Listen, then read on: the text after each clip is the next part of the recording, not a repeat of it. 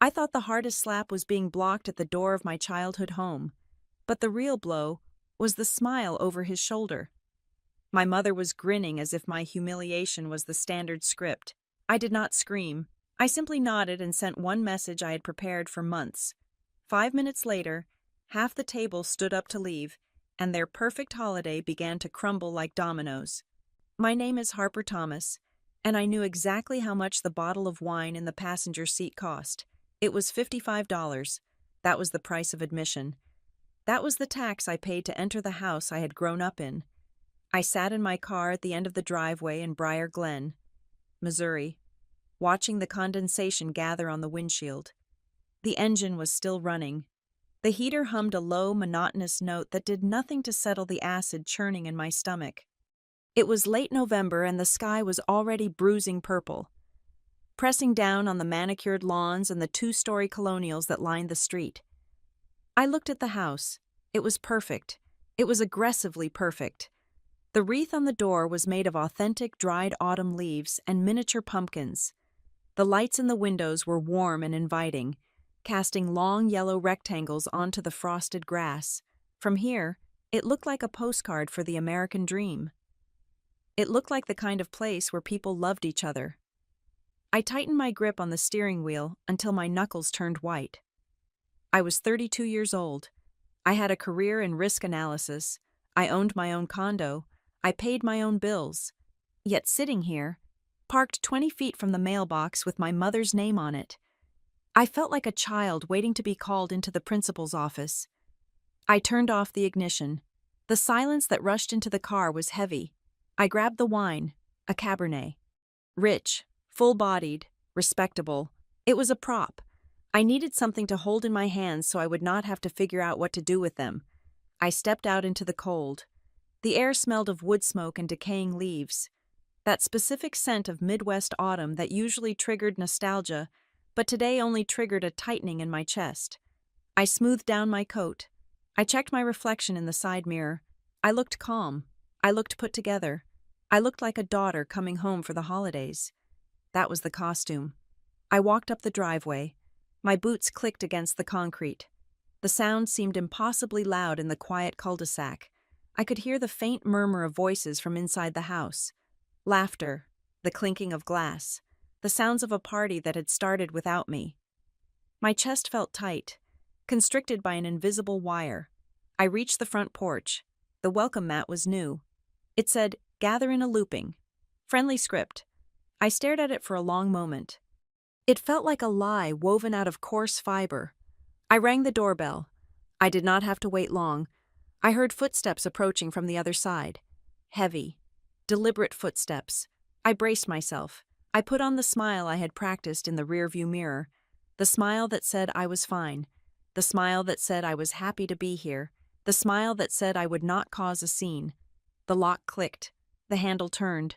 But the door did not swing wide. It opened only a fraction. It opened just enough to reveal the man standing on the other side.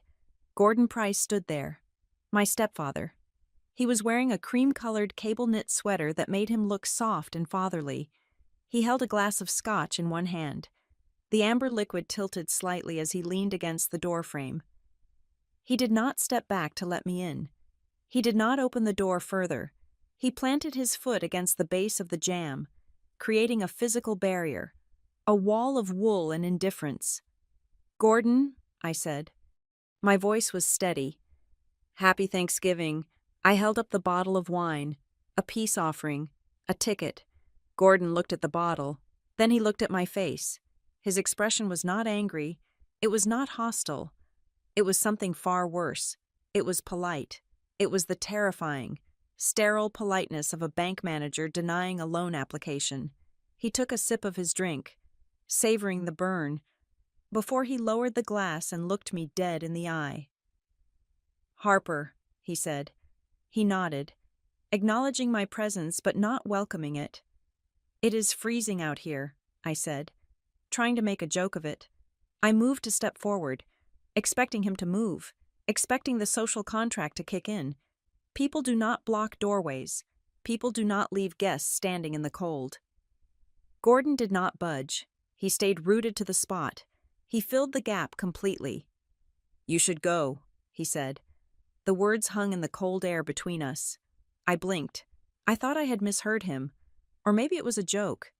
A dry, terrible dad joke that I was supposed to laugh at. "What?" I asked. "You should go," he repeated. His voice was smooth, devoid of any jagged edges. It was a voice used to giving orders that were expected to be followed. "We are just sitting down to eat." "I know," I said.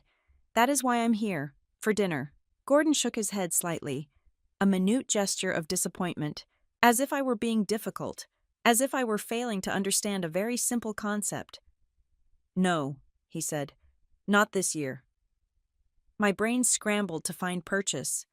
I looked past him, into the slice of the hallway visible through the gap. The house was warm. It smelled of sage and roasted turkey and cinnamon. I could see the dining room. The chandelier was lit, casting a golden glow over the table. The good china was out. The crystal glasses sparkled. "Gordon," I said, my voice dropping an octave. "My mother is expecting me. We agreed on 4 o'clock. He looked at me with a gaze that was almost pitying. "You do not understand. Harper, this is a family dinner." "I am family," I said. The words tasted like ash as they left my mouth. I hated that I had to say them. I hated that I had to claim my place in a house where I had lived for 15 years. Gordon smiled. It was a small, tight movement of his lips. It did not reach his eyes. "No," he said softly. "You are not.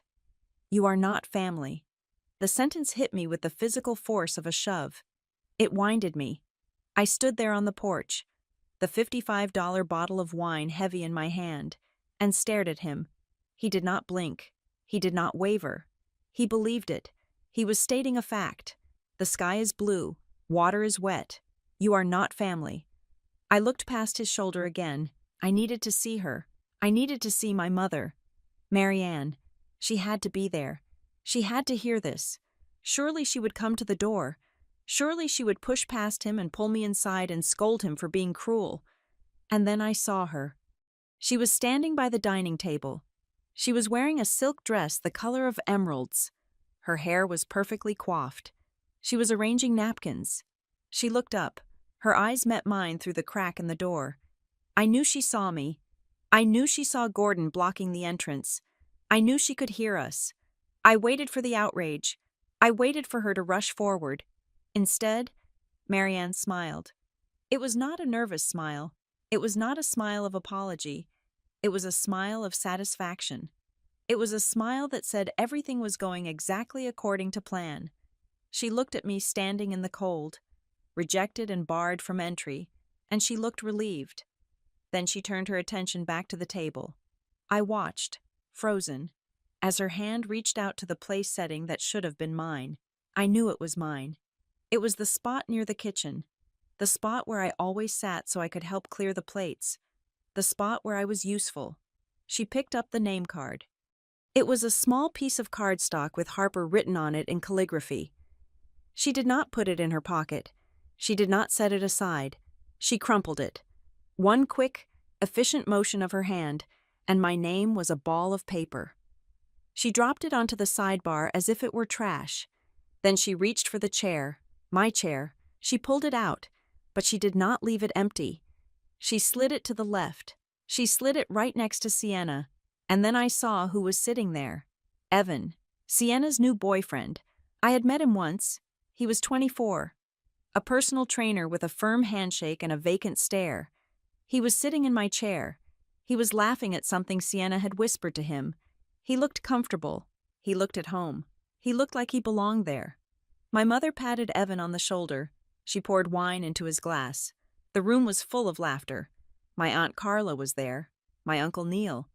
They were all talking, passing bread rolls, clinking glasses. Nobody looked at the door. Nobody asked where I was. Nobody cared. It was as if I had been erased. I was not just uninvited, I was replaced. They had edited me out of the scene like a mistake in post-production. I was a detail that cluttered the composition. So they had simply removed me. Gordon watched me watching them. He knew exactly what I was seeing. He wanted me to see it. This was the point. The cruelty was not incidental. It was the main course. "We are all full up," Gordon said. "Nowhere to sit. You understand?" He did not wait for an answer. He did not expect one. He began to close the door. I could have screamed. I could have thrown the expensive wine against the siding. I could have jammed my foot in the door and demanded to speak to my mother. I could have made a scene that would have shattered their perfect suburban tableau. A younger version of me might have done that. The version of me that still thought if I just explained myself, if I just tried harder, they would love me. But that version of me died the moment I saw Marianne crumple my name card. I did not scream. I did not plead. I did not ask why. I looked at Gordon. I looked at the smug set of his jaw. I looked at the closed ranks of the people who shared my bloodline inside that warm, bright room. "Okay," I said. The word was quiet. It was simple. Gordon paused. He seemed disappointed. He had wanted a fight. He had wanted tears. He had wanted me to bang on the door so he could call the police and tell everyone I was unstable. He wanted the drama so he could play the victim.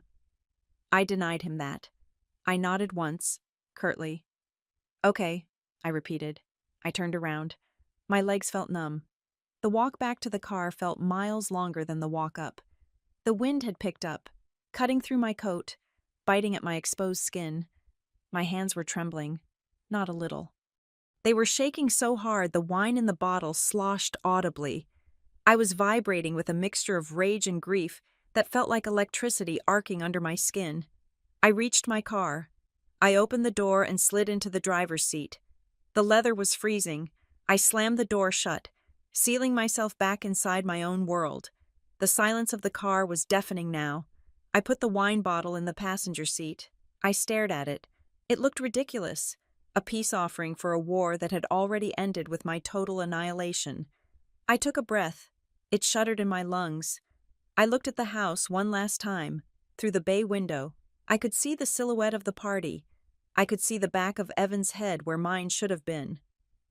I reached into my pocket and pulled out my phone.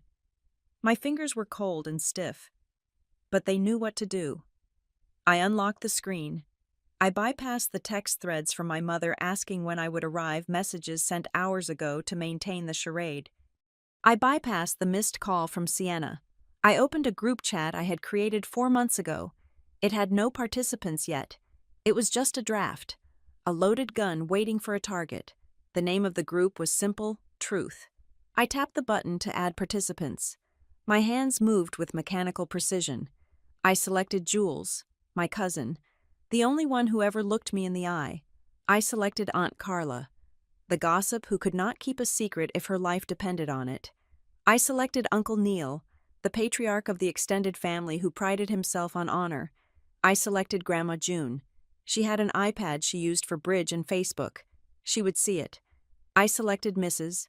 Harlow, the neighbor and family friend who thought my mother was a saint. I selected Grant, my cousin who worked in finance and hated being lied to.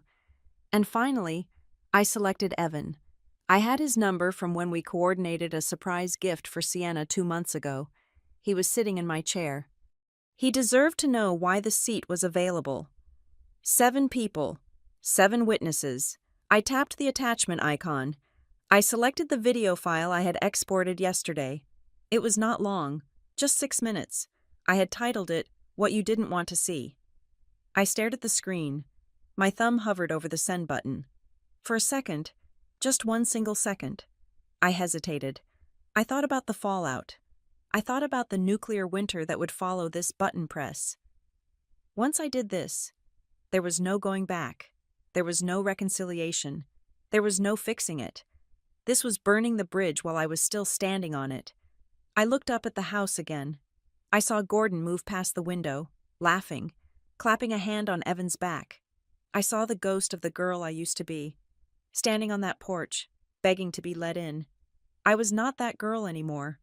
I looked down at the screen. The blue arrow waited. "Happy Thanksgiving," I whispered to the empty car. I pressed send.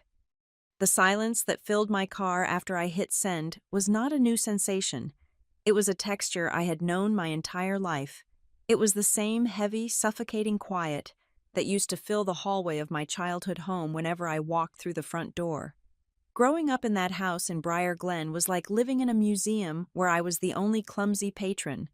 I was not the curator. I was not the art.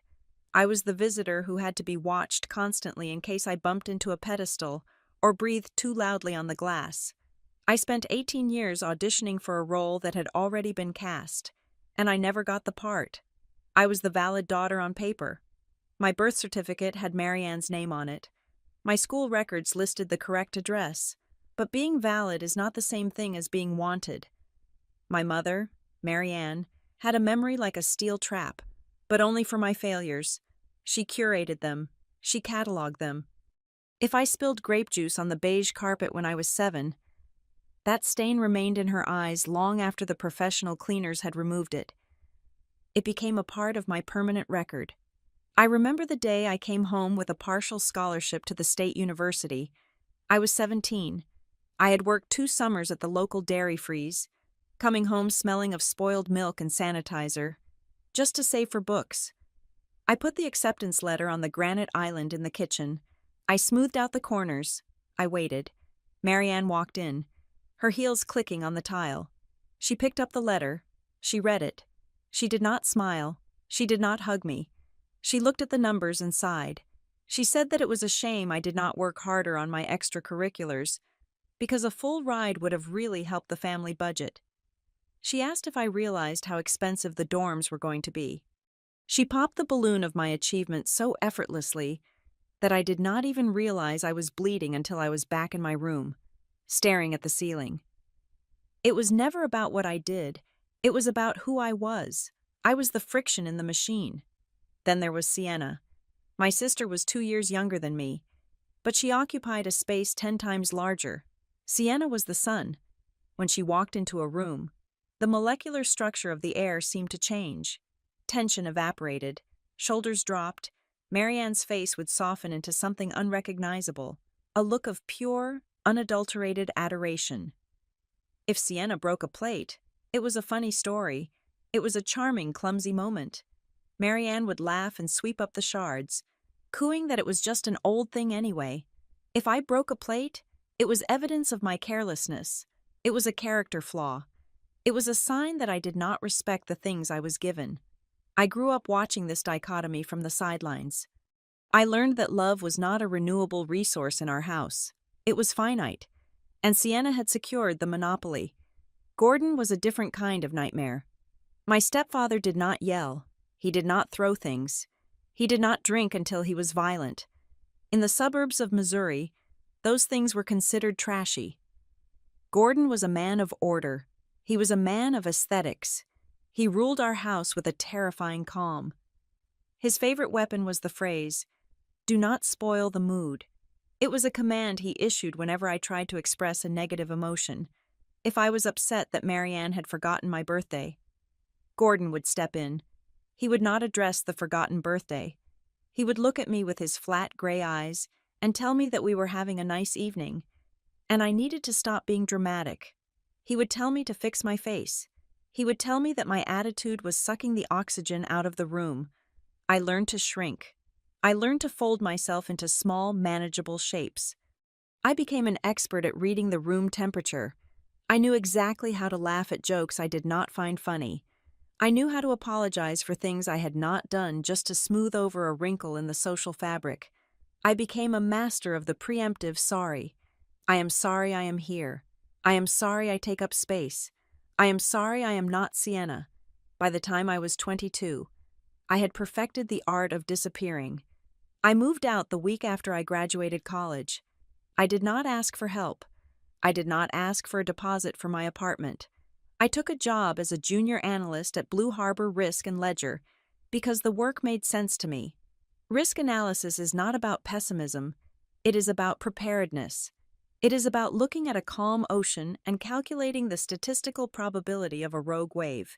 It is about understanding that stability is an illusion and that disaster is always just a variable away.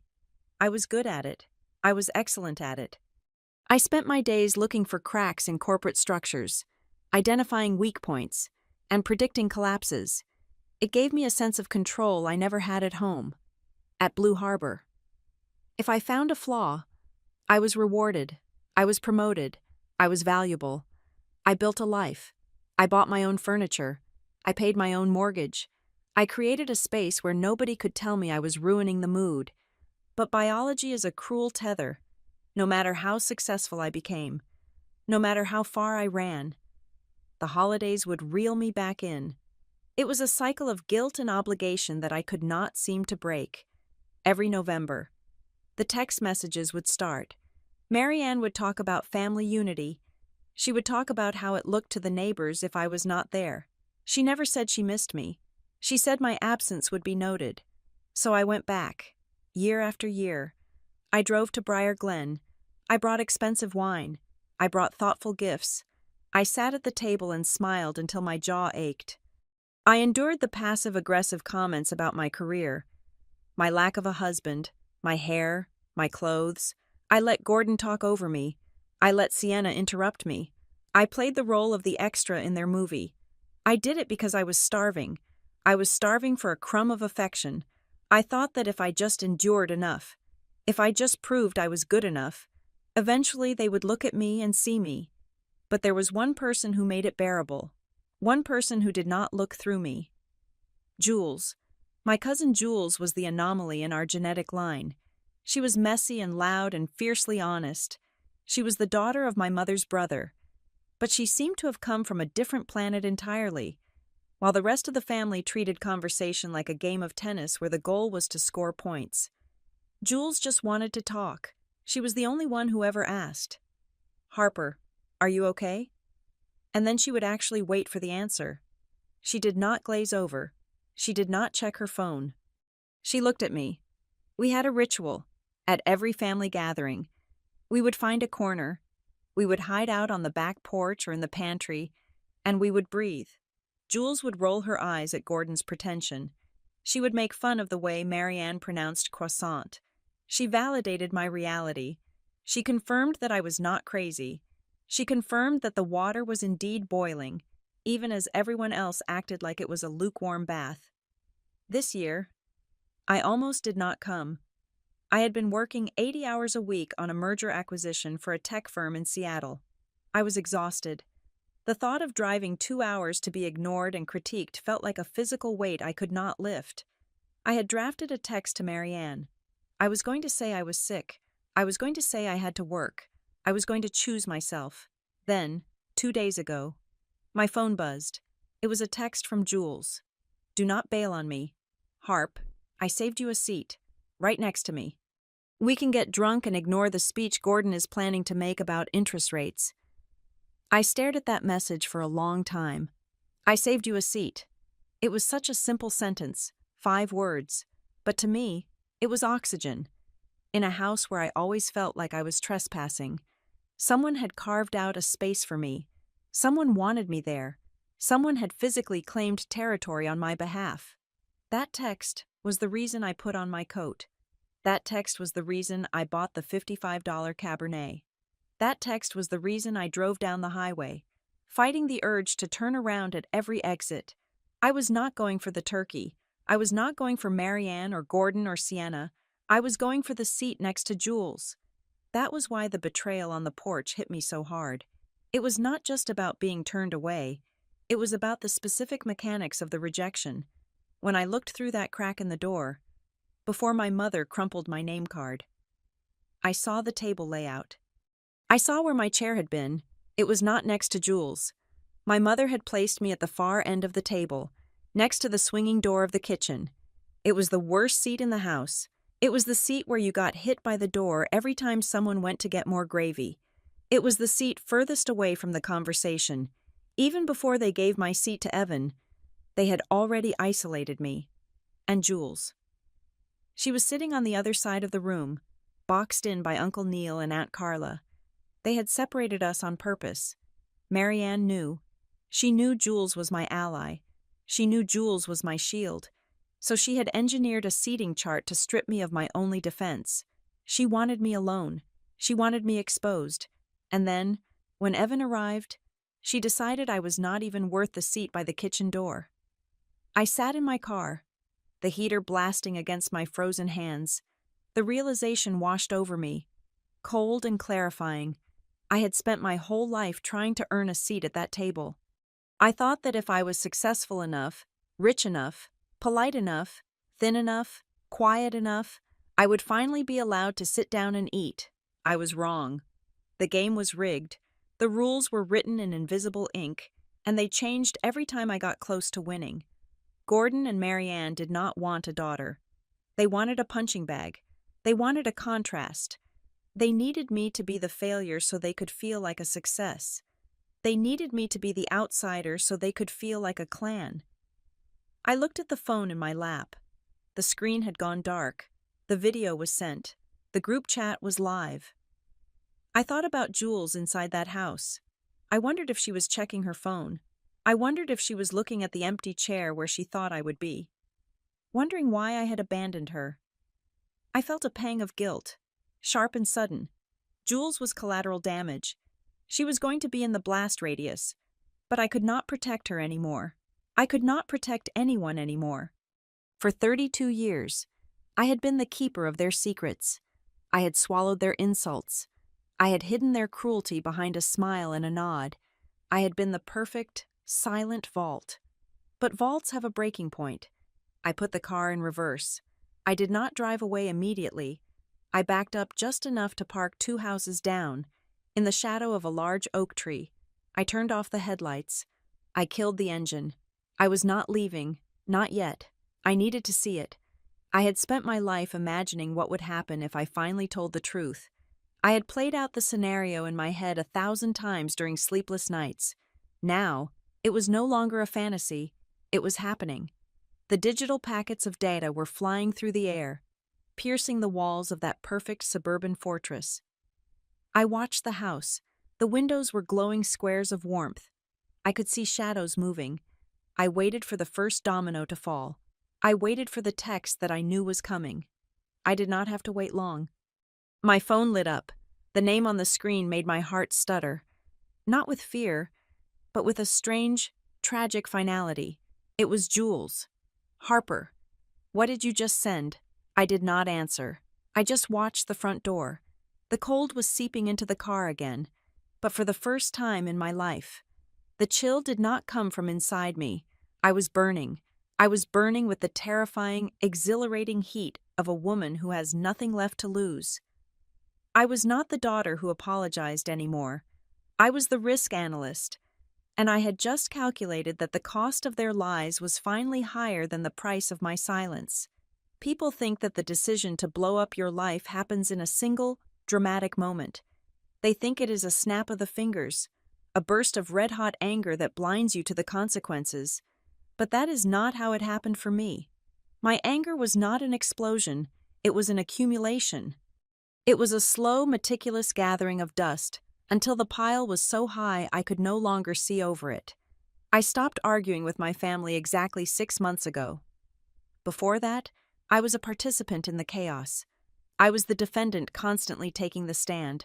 If Marianne made a passive-aggressive comment about my weight, I would say, "Mom, that hurts." If Gordon made a joke about my job being boring, I would try to explain the importance of risk mitigation. If Sienna stole credit for a gift I bought, I would try to set the record straight, and every single time, the result was the same.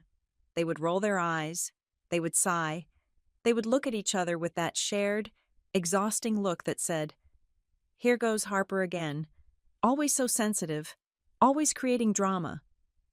They had successfully gaslighted me into believing that my reaction to their cruelty was the problem, not the cruelty itself. They had rewritten reality so effectively that I often left family gatherings questioning my own sanity. I would sit in my car and replay the conversations, wondering if I had imagined the tone, the sneer, the dismissal. So, 6 months ago, I changed my strategy. I stopped trying to win the argument. I started building a case file. I became a documentarian of my own abuse. It started with a group chat. We had a family thread for planning my Uncle Neil's 60th birthday party. I was technically in the chat, but I was invisible. I watched the bubbles pop up on my screen. Sienna suggested a venue. Marianne agreed. Then Sienna sent a message that she clearly meant to send to a private thread with just her and our mother. Make sure we tell Harper the dinner starts at 6, not 5. I do not want her hovering around while we set up. She always makes the decorations look cheap. I stared at the screen.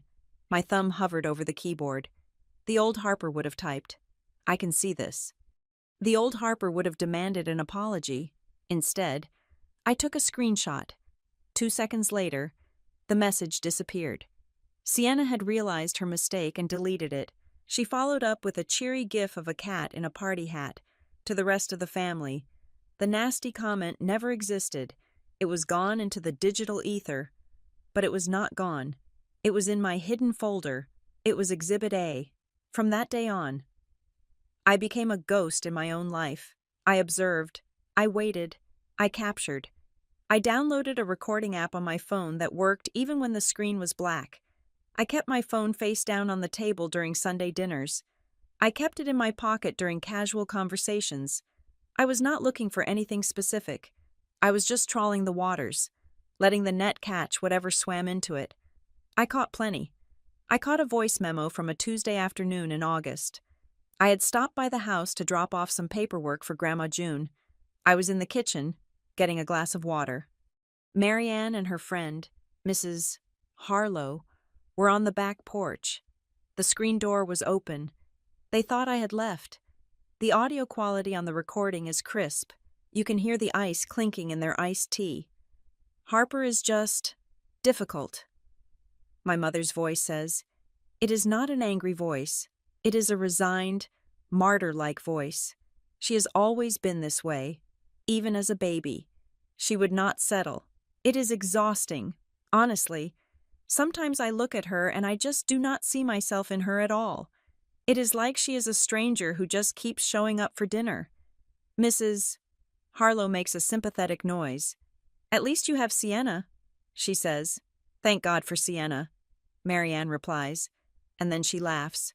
It is a light, airy laugh. Sienna is the reward I got for enduring Harper. I remember standing in the kitchen, gripping the edge of the granite counter, watching the recording timer tick upward. 1 minute, 2 minutes. I saved the file. I named it The Reward. But the centerpiece of my collection, the smoking gun that I knew would eventually be the nail in the coffin, was a video from the 4th of July barbecue. It was sweltering that day. Gordon was manning the grill. He had had 3 or 4 beers. He was holding court, surrounded by Uncle Neil, Cousin Grant, and a few neighbors. I was sitting on a lawn chair about 10 feet away, reading a book. They had forgotten I was there. Or they simply did not care. The conversation turned to family obligations. Gordon started talking about cutting the dead weight. He was talking about his landscaping business. Ostensibly, but then he pivoted. He looked right at me. He did not know I was recording. I was holding my phone up as if I were taking a selfie of the sunset. But the lens was trained on him. You know, it is the same with people, Gordon said, his voice loud and booming. You have got to prune the branches that do not bear fruit. If you do not fit, you get out. Simple as that. No free rides. We are not running a charity here. He gestured toward me with his spatula. It was the aggressive, dismissive motion. Some people think showing up is enough, he continued, but if you are not contributing to the legacy, you are just taking up space. You are just a weed. The men laughed. It was an uncomfortable, low rumble of male laughter. They knew he was talking about his stepdaughter. They knew it was cruel, but they laughed because Gordon was the host, and Gordon had the beer, and Gordon was the alpha. In the video, you can see me lower the book. You can see the look on my face blank, stoic. You can see Marianne walk into the frame. She hears the end of the sentence. She hears the laughter. She does not defend me. She walks up to Gordon, kisses him on the cheek, and hands him a fresh drink. Who is a weed, she asks playfully. Nobody you need to worry about. Gordon says, I cut the video there. I did not collect these things to be petty. I did not collect them to enact some cheap soap opera revenge where I threw a drink in someone's face. I collected them because I am a risk analyst. In my profession, data is the only truth. Feelings are variables. Data is a constant. I needed proof, not for them, for everyone else. I needed to prove that I was not the crazy one. I needed to prove that the narrative they had spun about me, that I was cold, that I was distant, that I was ungrateful, was a fabrication designed to cover up their own emotional violence. I spent the weeks leading up to Thanksgiving editing. I treated it like a work project. I used professional software. I did not add sad music. I did not add voiceover commentary explaining my feelings. I did not use slow motion effects or dramatic transitions. I simply lined up the clips in chronological order. I added timestamps in the bottom right corner: August 12th, 2 p.m. July 4th, 6:30 p.m., September 9th, 10 a.m. The video was exactly 6 minutes long. I titled the file, "What You Didn't Want to See." Then, I selected the jury. I did not send it to the whole world. I did not post it on social media. That would have been messy, and it would have allowed them to paint me as unhinged. I wanted a surgical strike. I chose 7 people. 7 people who mattered.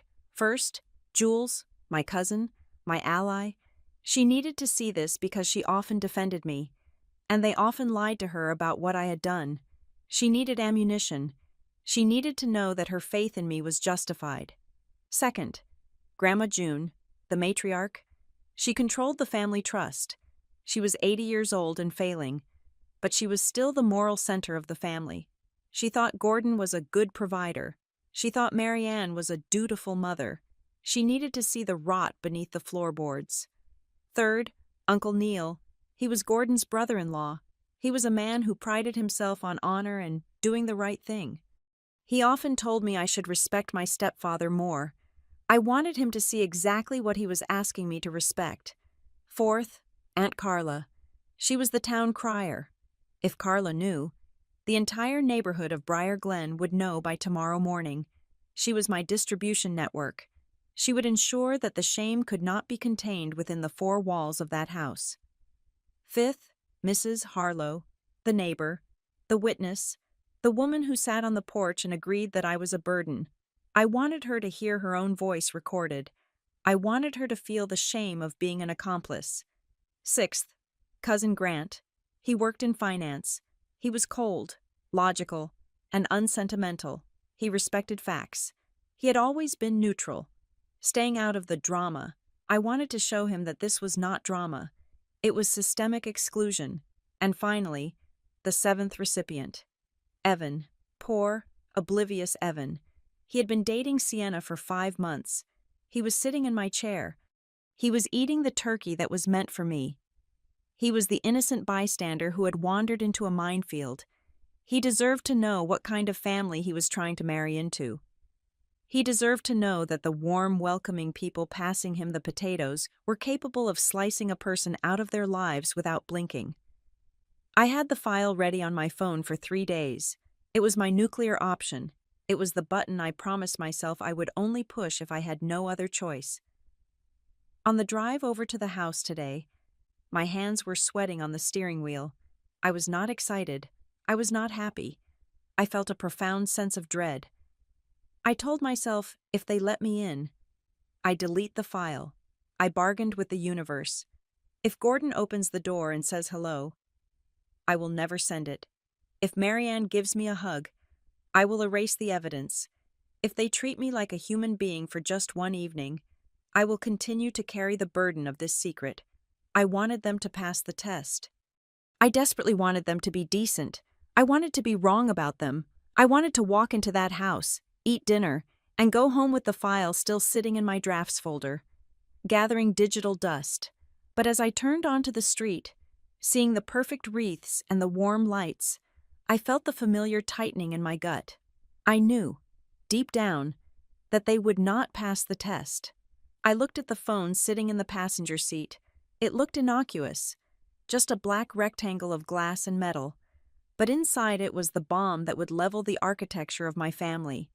I parked the car, I picked up the wine, I walked to the door, and then Gordon blocked the way. He did not just block me, he erased me.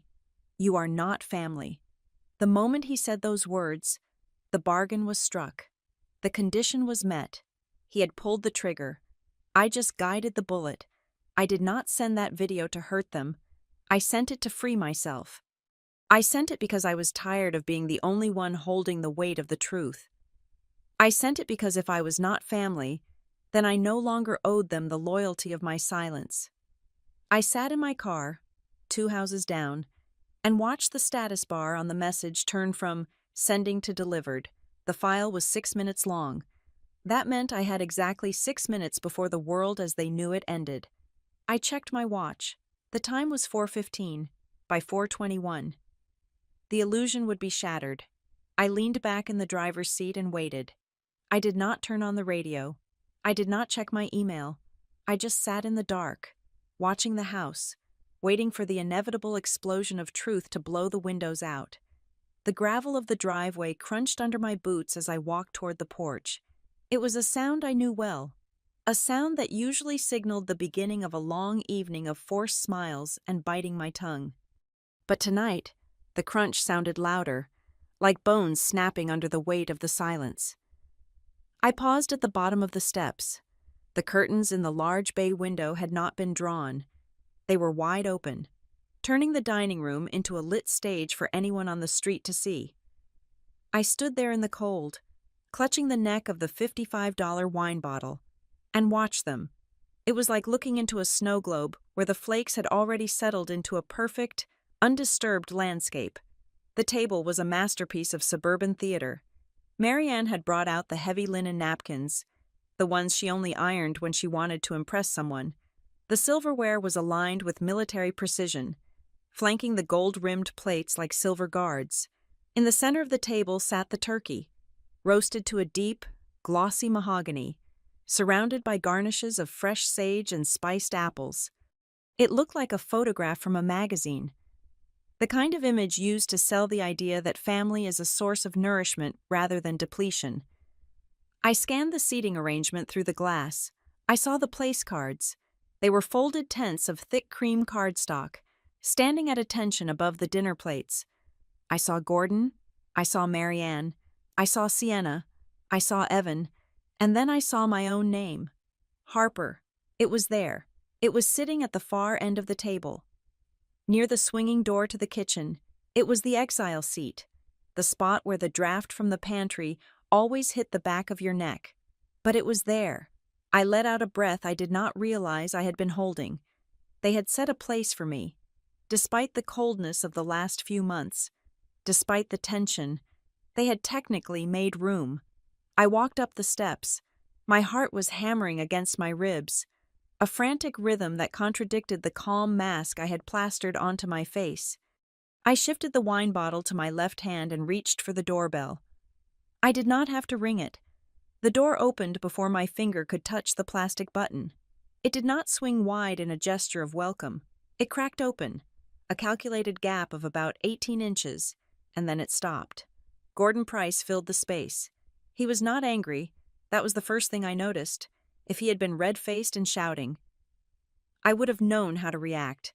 I could have fought fire with fire, but Gordon was composed. He was wearing his cashmere sweater and holding a tumbler of amber liquid, looking for all the world like a patriarch weary from the burden of managing his estate. "Harper," he said. He spoke my name not as a greeting, but as an observation. He said it the way one might point out a stain on a rug or a crack in the windshield. "Hi, Gordon," I said. I tried to step forward. My body weight shifted, ready to cross the threshold, ready to enter the warmth that spilled out from behind him.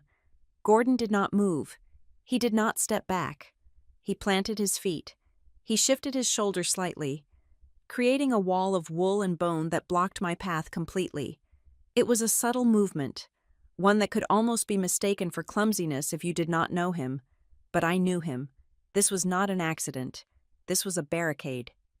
"We are just about to sit down," he said. His voice was smooth, polished, and terrifyingly polite. It was the voice he used when he was explaining to a client why their insurance claim was being denied. It was a voice designed to make me feel unreasonable for even existing in his airspace. "I know," I said, lifting the wine bottle slightly. "I brought a Cabernet, the one Mom likes."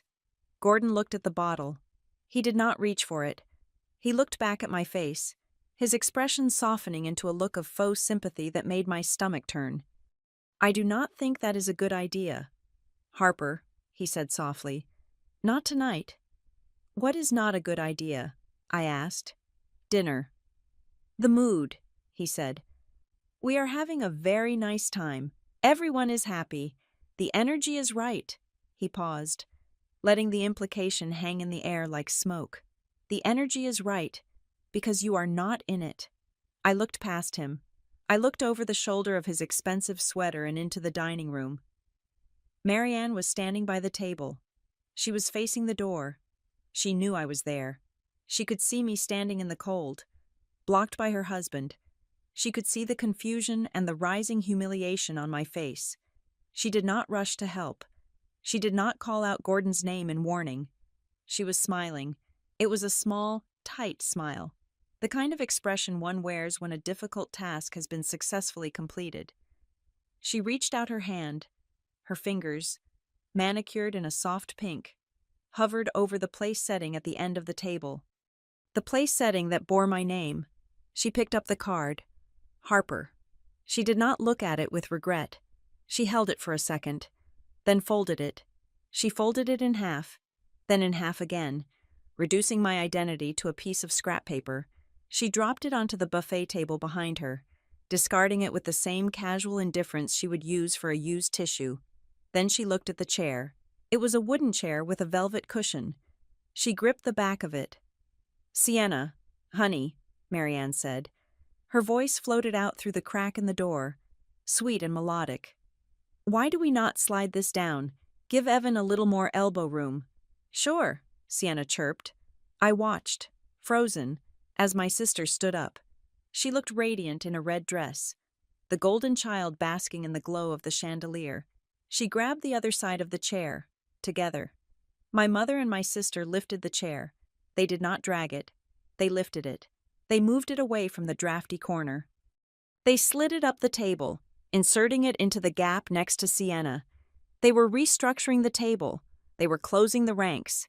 Sienna looked up then. She looked past the centerpiece and saw me through the open door. Her eyes met mine. There was no surprise in them. There was no guilt. There was only a glint of triumph. "You were not planning on staying long anyway," Sienna called out. Her voice was bright, conversational, as if she were commenting on the weather.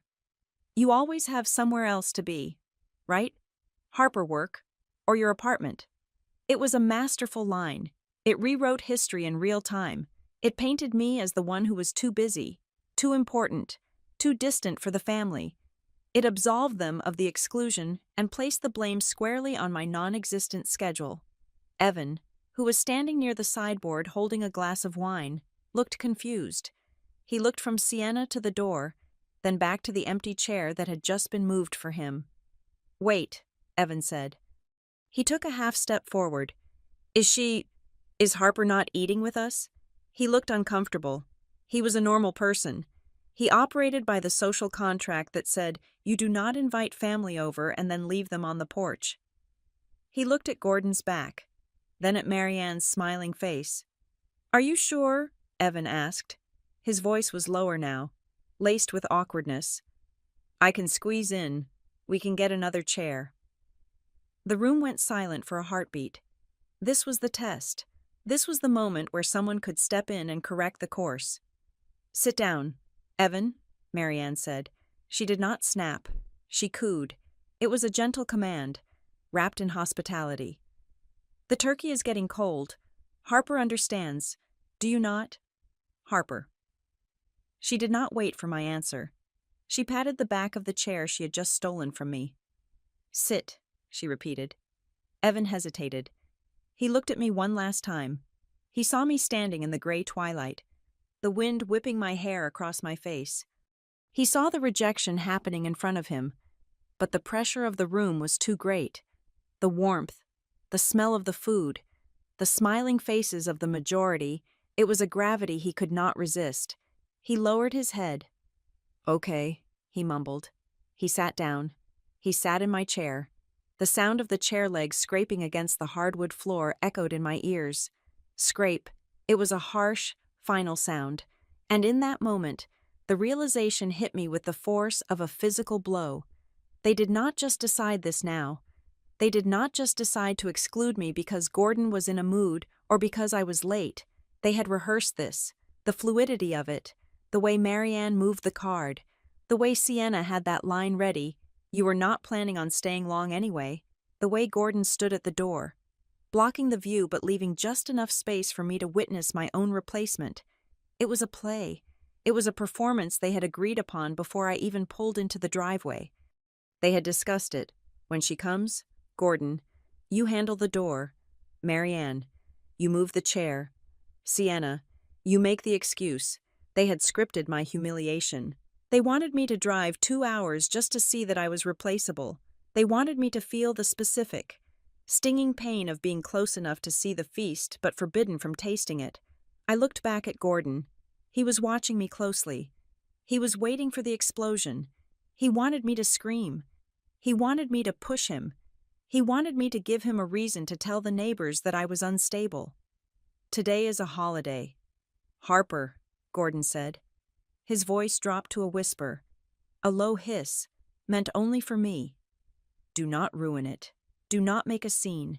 Just turn around and go back to your little life. I stared at him.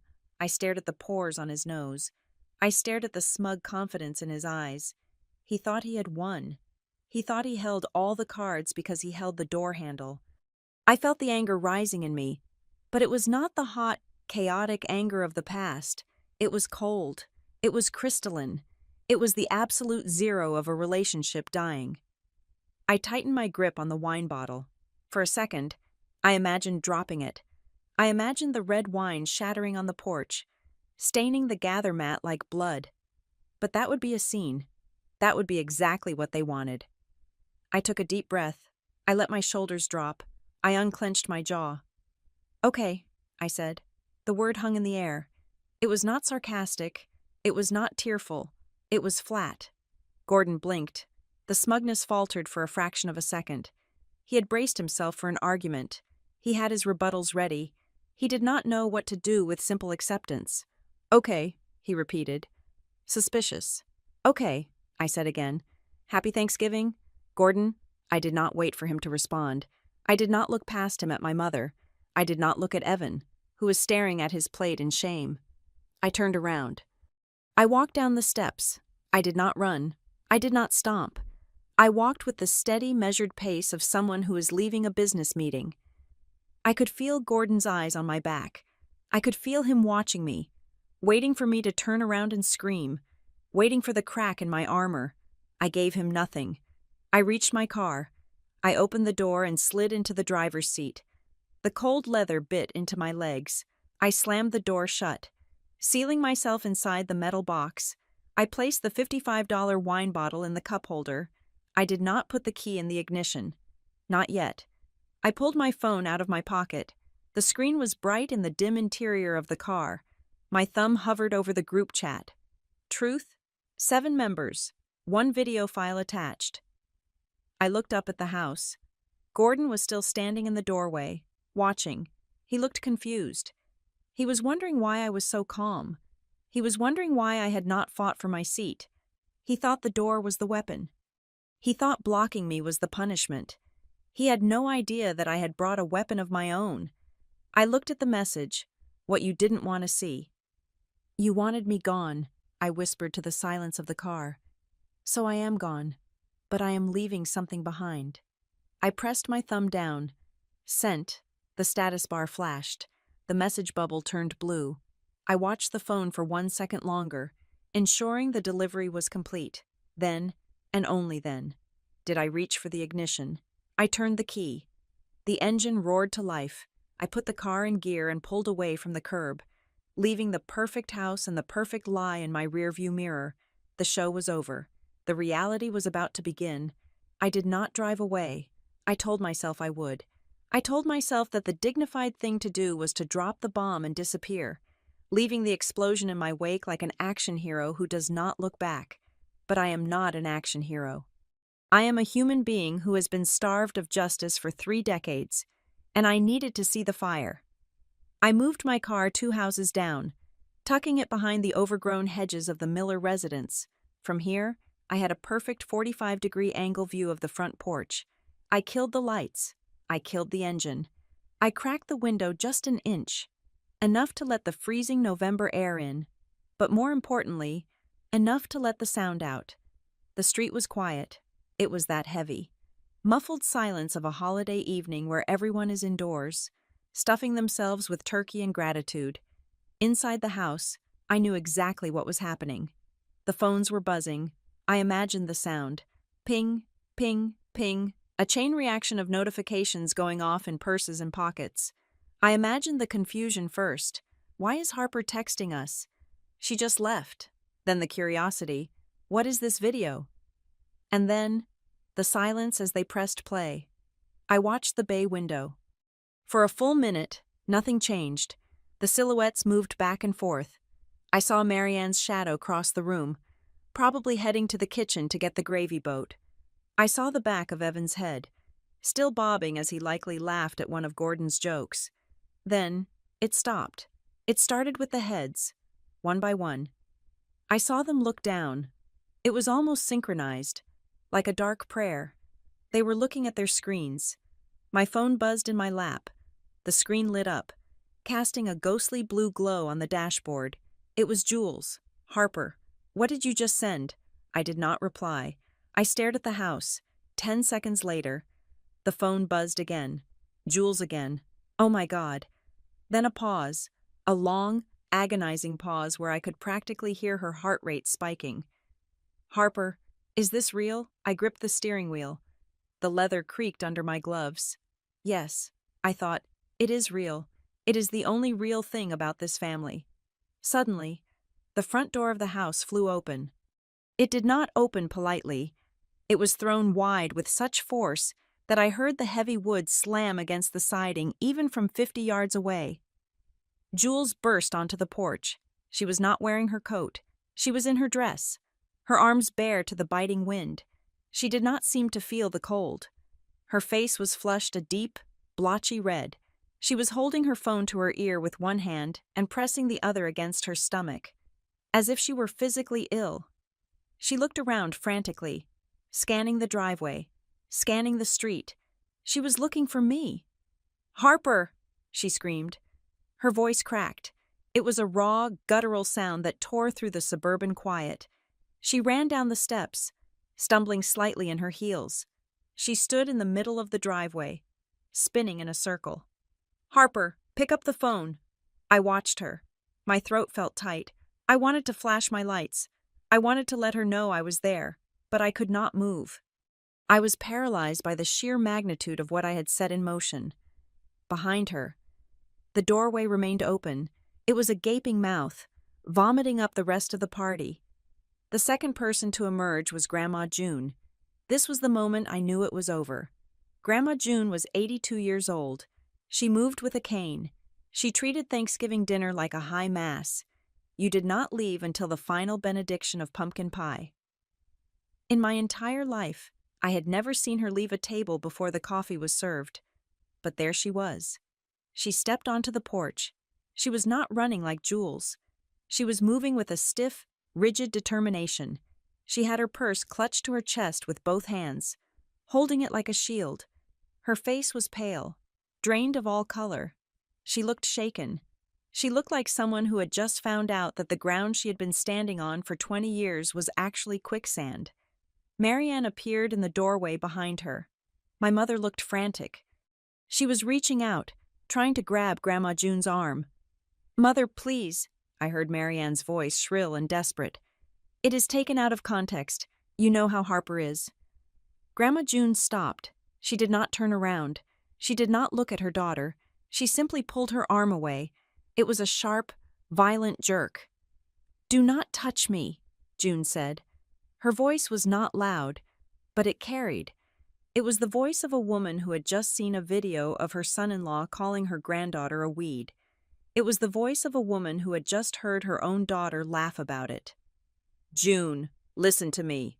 Gordon's voice boomed from inside the house. Gordon appeared now. He filled the doorway, his face a mask of red fury.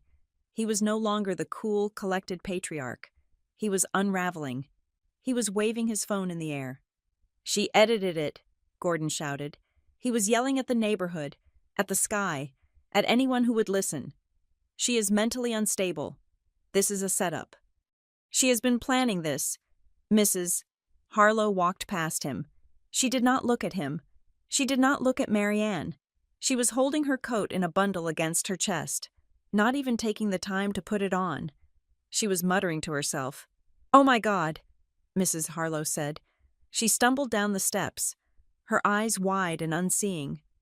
"Oh my God," I laughed. I was on the tape laughing. She was realizing her complicity.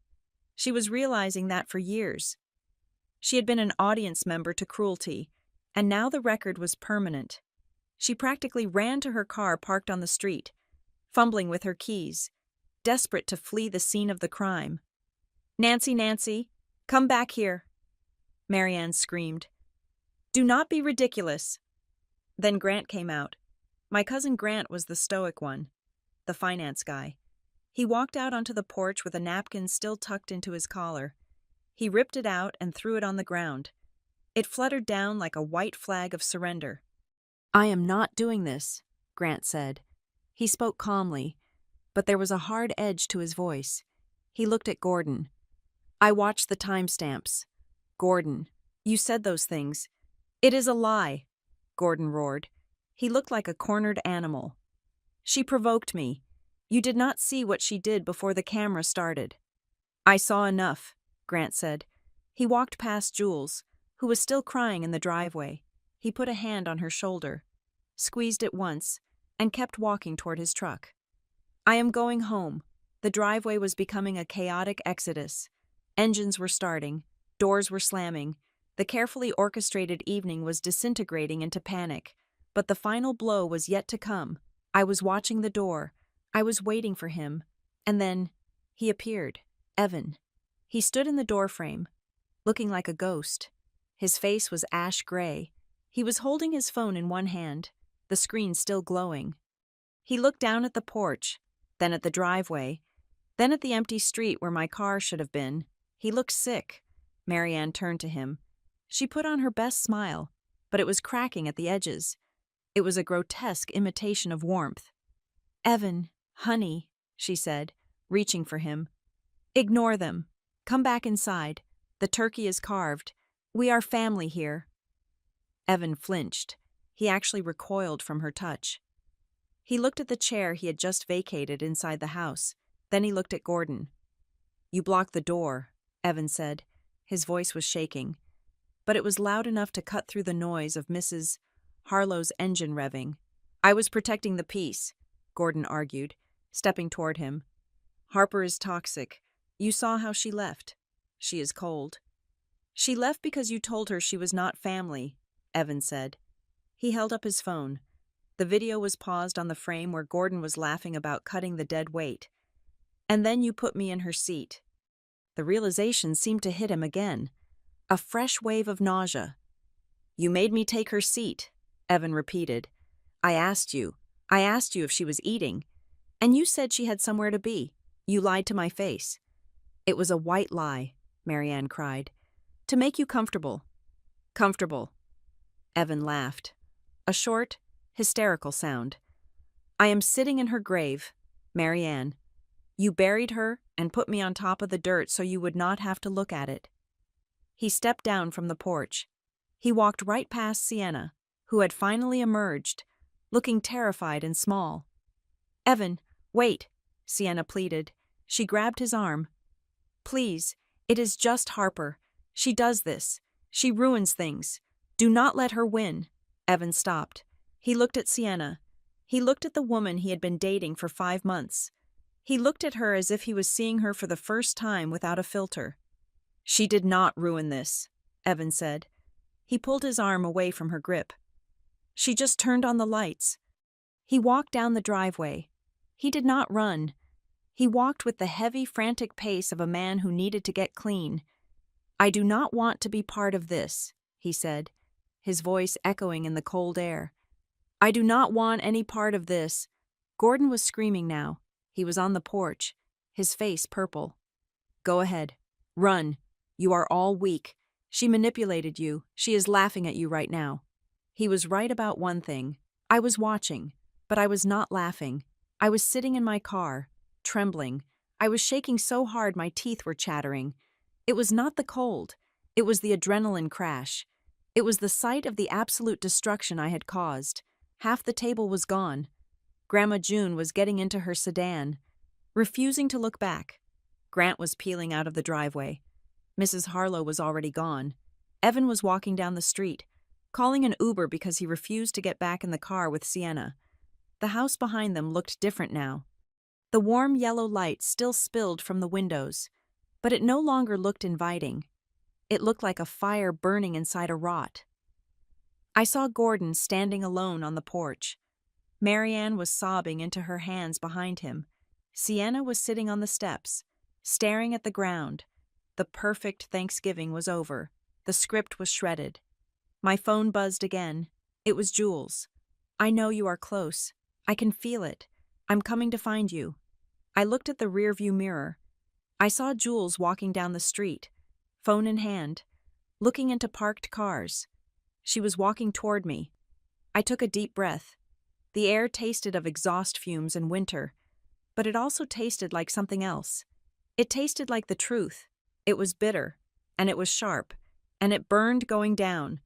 But for the first time in 32 years, I did not feel like I was choking on it. I unlocked the doors. I watched Jules spot my car.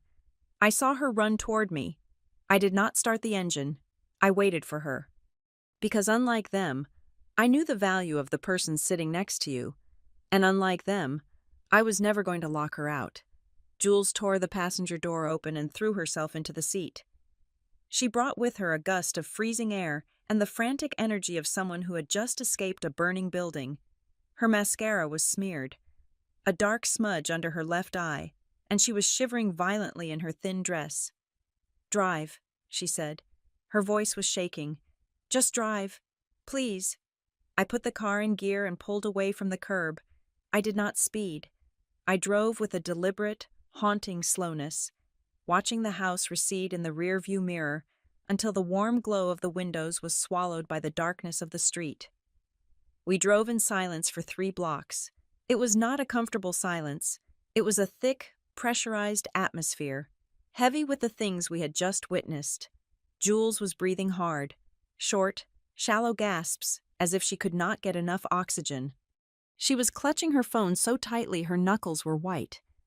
They are losing their minds back there, Jules whispered finally. She stared out the windshield, her eyes wide and unseeing. It is not. Harper, they are not sad. They are frantic. It is like watching rats when the ship starts taking on water. I kept my eyes on the road. I know. Gordon was screaming at Aunt Carla for checking her phone. Jules continued, the words spilling out of her now. He tried to grab it. He tried to physically take it from her.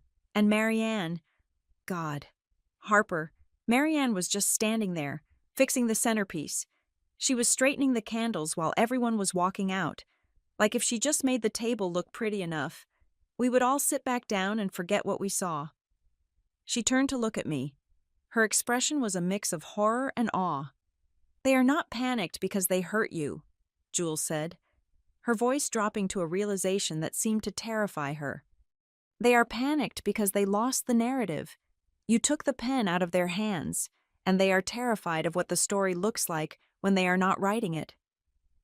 My phone, sitting in the cup holder between us, began to vibrate. It was a long, sustained buzz. I glanced down. Marianne calling. I did not answer. The buzzing stopped, then started again immediately. Sienna calling, Gordon calling, home landline calling. The screen lit up the dark interior of the car like a strobe light. Each name was a demand. Each vibration was a summons to return to the court, where I had always been found guilty. I reached over and flipped the phone face down. Do not answer it, Jules said. Do not give them the oxygen. I won't, I said. My voice sounded strange to my own ears, calm, detached, like I was speaking from underwater. The calls stopped, replaced by the relentless ping of text messages. I could not see them, but I could feel them. They were piling up like stones on a grave. I pulled into the empty parking lot of a closed pharmacy about a mile away. The fluorescent lights of the store sign hummed overhead, casting a sickly blue light over the asphalt. I put the car in park and picked up the phone. "Are you sure?" Jules asked.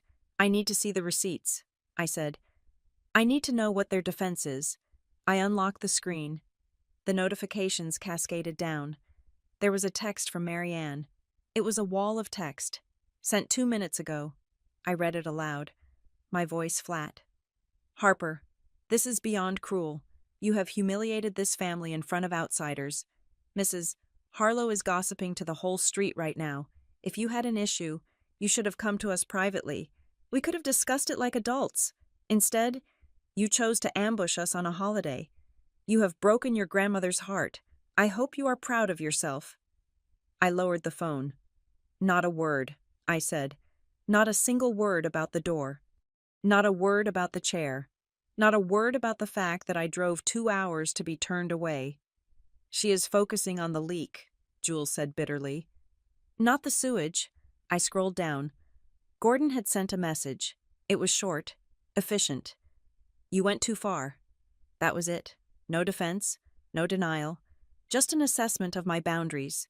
To Gordon, my crime was not that I had lied, but that I had exceeded the acceptable limit of my suffering. I was supposed to take the abuse quietly. By making noise, I had broken the contract. Then there was a message from Evan. It had come through 5 minutes ago. "I did not know. I swear to God. Harper, I did not know. I asked them. When I saw the empty chair, I asked where you were. Marianne told me you had a work emergency. She said you called and canceled. If I had known they took your seat, I would never have sat down. I am so sorry. I asked them, and they just ignored me." I felt a pang of sympathy for him. He was just a pawn.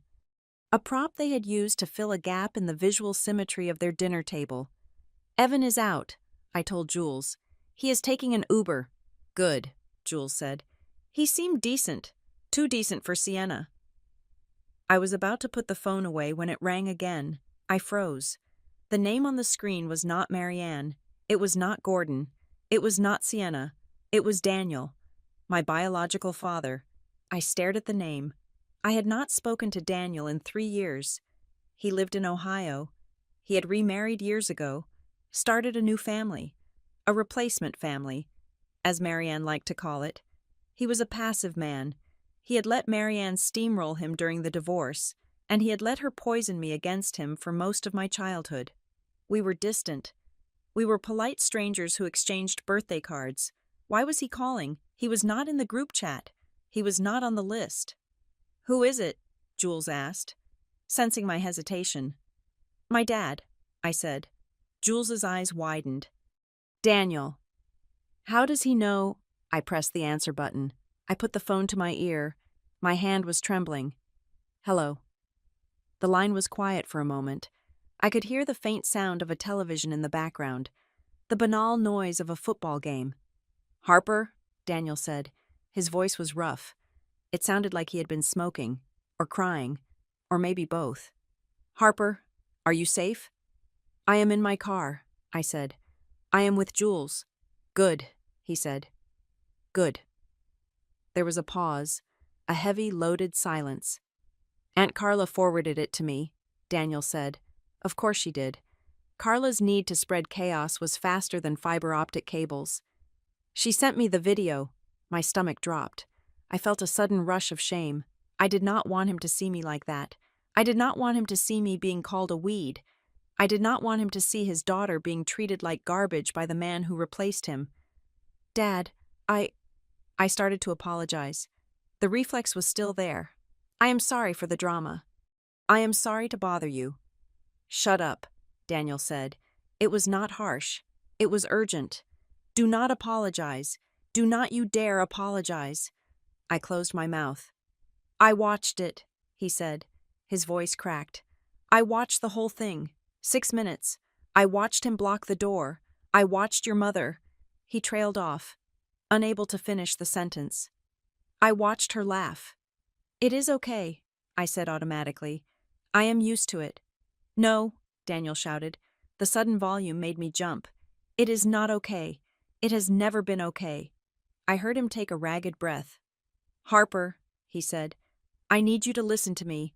I need you to hear this. I gripped the phone tighter. I am listening. You are not crazy, Daniel said. The words hit me like a physical blow. I know you think you are, he continued. I know they make you feel like you are imagining it. I know Marianne tells you that you are too sensitive. I know Gordon tells you that you remember things wrong. I let them do it. I let them do it because I was weak, and I thought it was better to keep the peace. He paused. I could hear the regret in his silence. It was a deep, old regret. But I watched that video, Daniel said, and I saw exactly what they did. It was not in your head. It was real. The cruelty was real. The exclusion was real. You did not imagine a single damn thing. Tears pricked my eyes. Hot, sudden tears that spilled over my lashes before I could stop them. For 32 years, I had been waiting for someone to say that. I had spent my entire life in a gaslit room, being told that the flickering lights were steady, that the cold drafts were my imagination. I had questioned my own perception of reality. Maybe I am difficult. Maybe I am unlovable. Maybe I do deserve this. And now, a voice from the outside was telling me the lights were flickering. You are not the problem, Harper, Daniel said, his voice softer now. You never were. They are broken people. And I am sorry I left you there with them. I could not speak.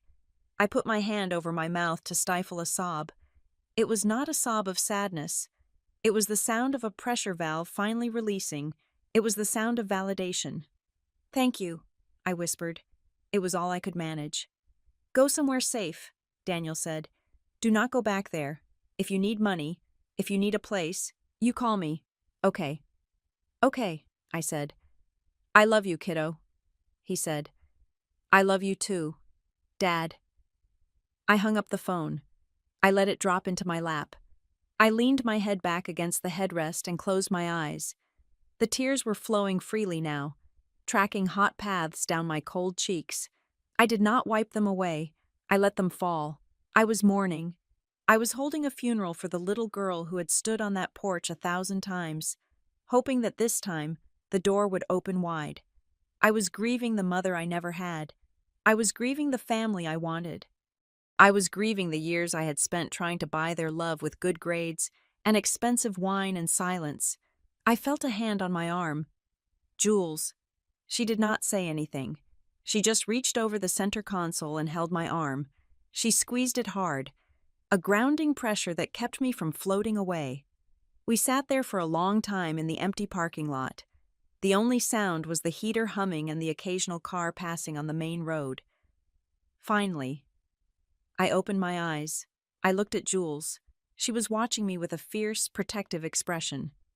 You okay? She asked. No, I said honestly. But I think I will be. Jules nodded. She looked out the window at the dark street. You know what you did? She asked. I ruined Thanksgiving, I said. Jules shook her head. She turned back to me, her eyes flashing in the dim light. No, she said. You did not ruin Thanksgiving. Thanksgiving was already ruined. It was rotten from the inside out. All you did was peel back the wallpaper so everyone could see the mold. She pointed back toward the direction of the house. They are not mad because you broke the family, Jules said. They are mad because you broke the mirror. You broke the reflection they use to tell themselves they are good people, and now they have to look at the shards. I looked at my phone. It was silent now. No more calls. No more texts. They had realized I was not coming back. They were left with the wreckage of their dinner, the empty chairs, and the silence where the lies used to be. Let's go, I said. Where to? Jules asked. Anywhere but here, I said. I am hungry, and I think I finally have my appetite back. I put the car in drive. We pulled out of the parking lot, leaving the blue fluorescent glow behind. Driving into a darkness that finally, for the first time, felt like freedom. The fallout of an explosion is often more dangerous than the blast itself. The blast is quick.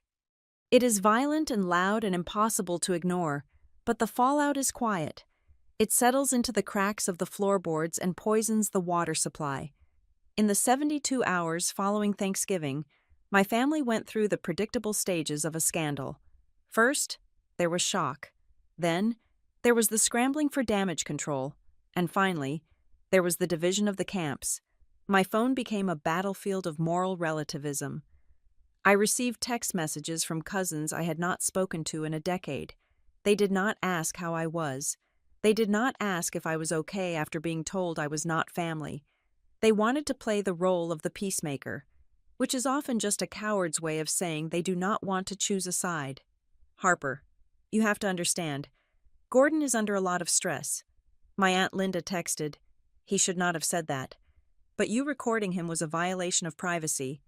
It takes two to tango. It takes two to tango. That is the favorite phrase of the enabler.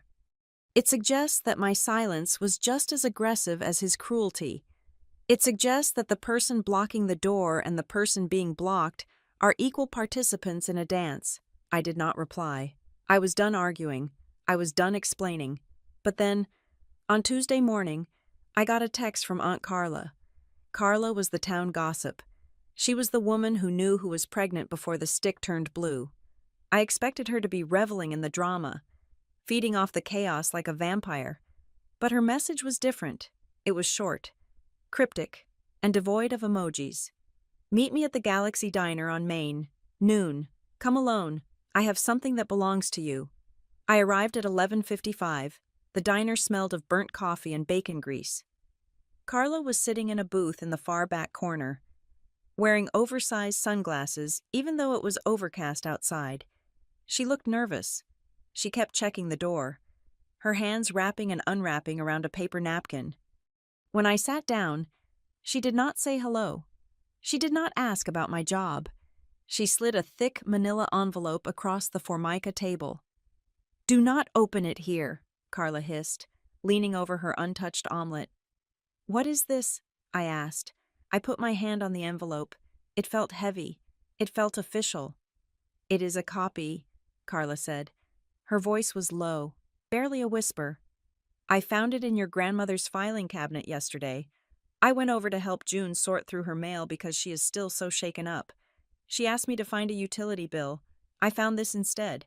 It was tucked inside an old tax folder from 3 years ago." I looked at the envelope. It was blank.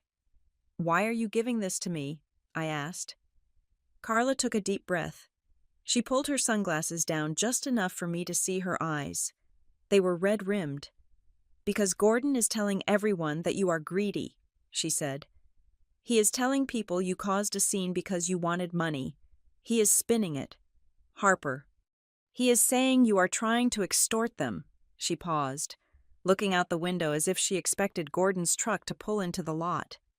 "But after I read this," she continued, "I realized that maybe you are not the one who is greedy." I took the envelope. I did not wait. I tore the seal. Inside was a stack of legal documents. The paper was slightly yellowed at the edges. The header at the top of the first page read, "Last Will and Testament of Arthur Vance." Arthur Vance was my grandfather, my mother's father. He had passed away 5 years ago. He was a stern, quiet man who had made a small fortune in commercial real estate. When he died, we were told that everything had been left to Grandma June, to care for her in her old age. It was simple. It was standard. I flipped the page. I scanned the dense legal jargon, my eyes catching familiar terms: executor, assets, real property, and then, on page 4, I saw my name, secondary beneficiary trust clause. I stopped breathing. The diner noise, the clatter of silverware, the sizzle of the grill faded into a dull roar. I read the paragraph. I read it twice. I read it 3 times to make sure I was not hallucinating. Upon the 30th birthday of the eldest grandchild, Harper Thomas, A separate trust fund established by the chaotic liquidation of the commercial properties at 404 Oak Street shall be made accessible to said grandchild. The sum of the trust is to be fixed at $150,000. $150,000. I stared at the number written out in black ink.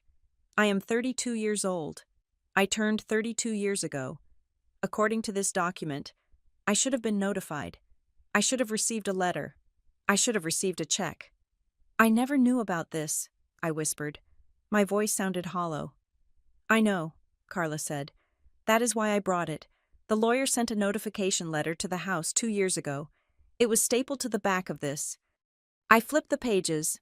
There it was, a letter from the estate attorney, addressed to Harper Thomas, care of Marianne Price.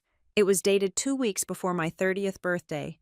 The letter had been opened, it had been read, and then it had been filed away in a tax folder in Grandma June's cabinet, buried under receipts for hearing aid batteries. Marianne knew, I said. It was not a question.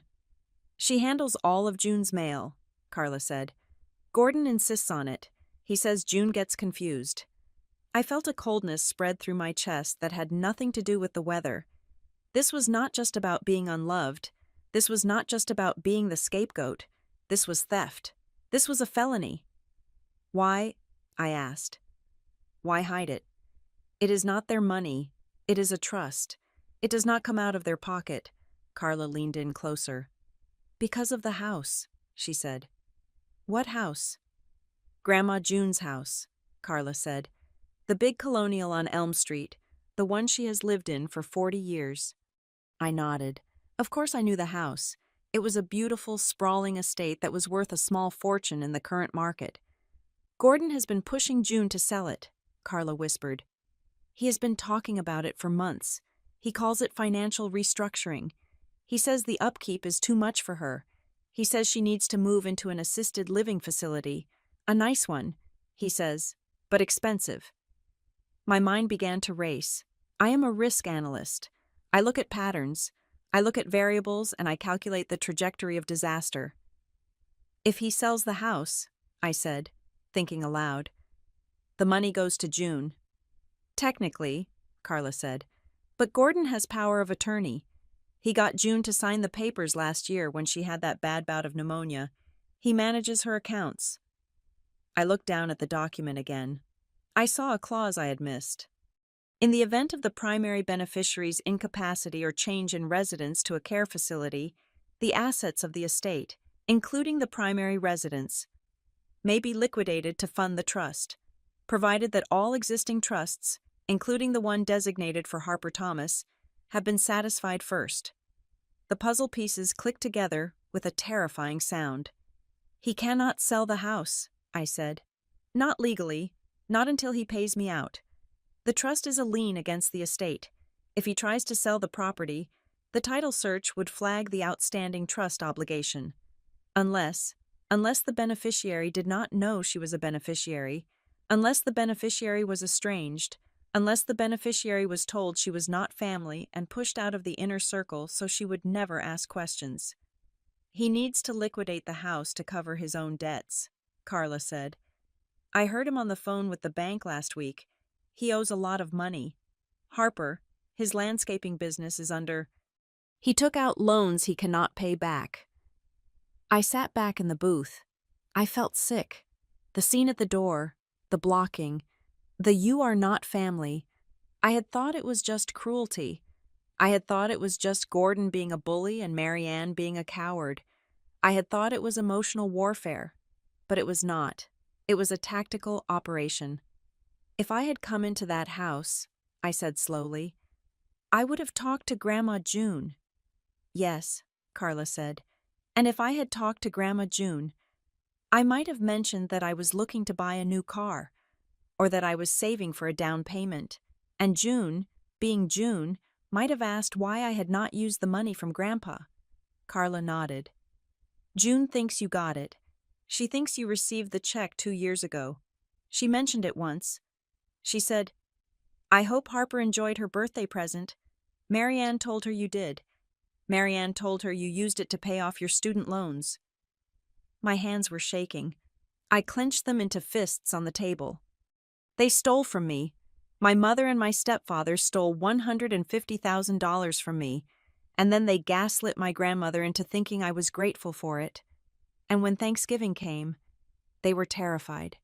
They were not terrified that I would ruin the mood. They were terrified that I would ruin the heist.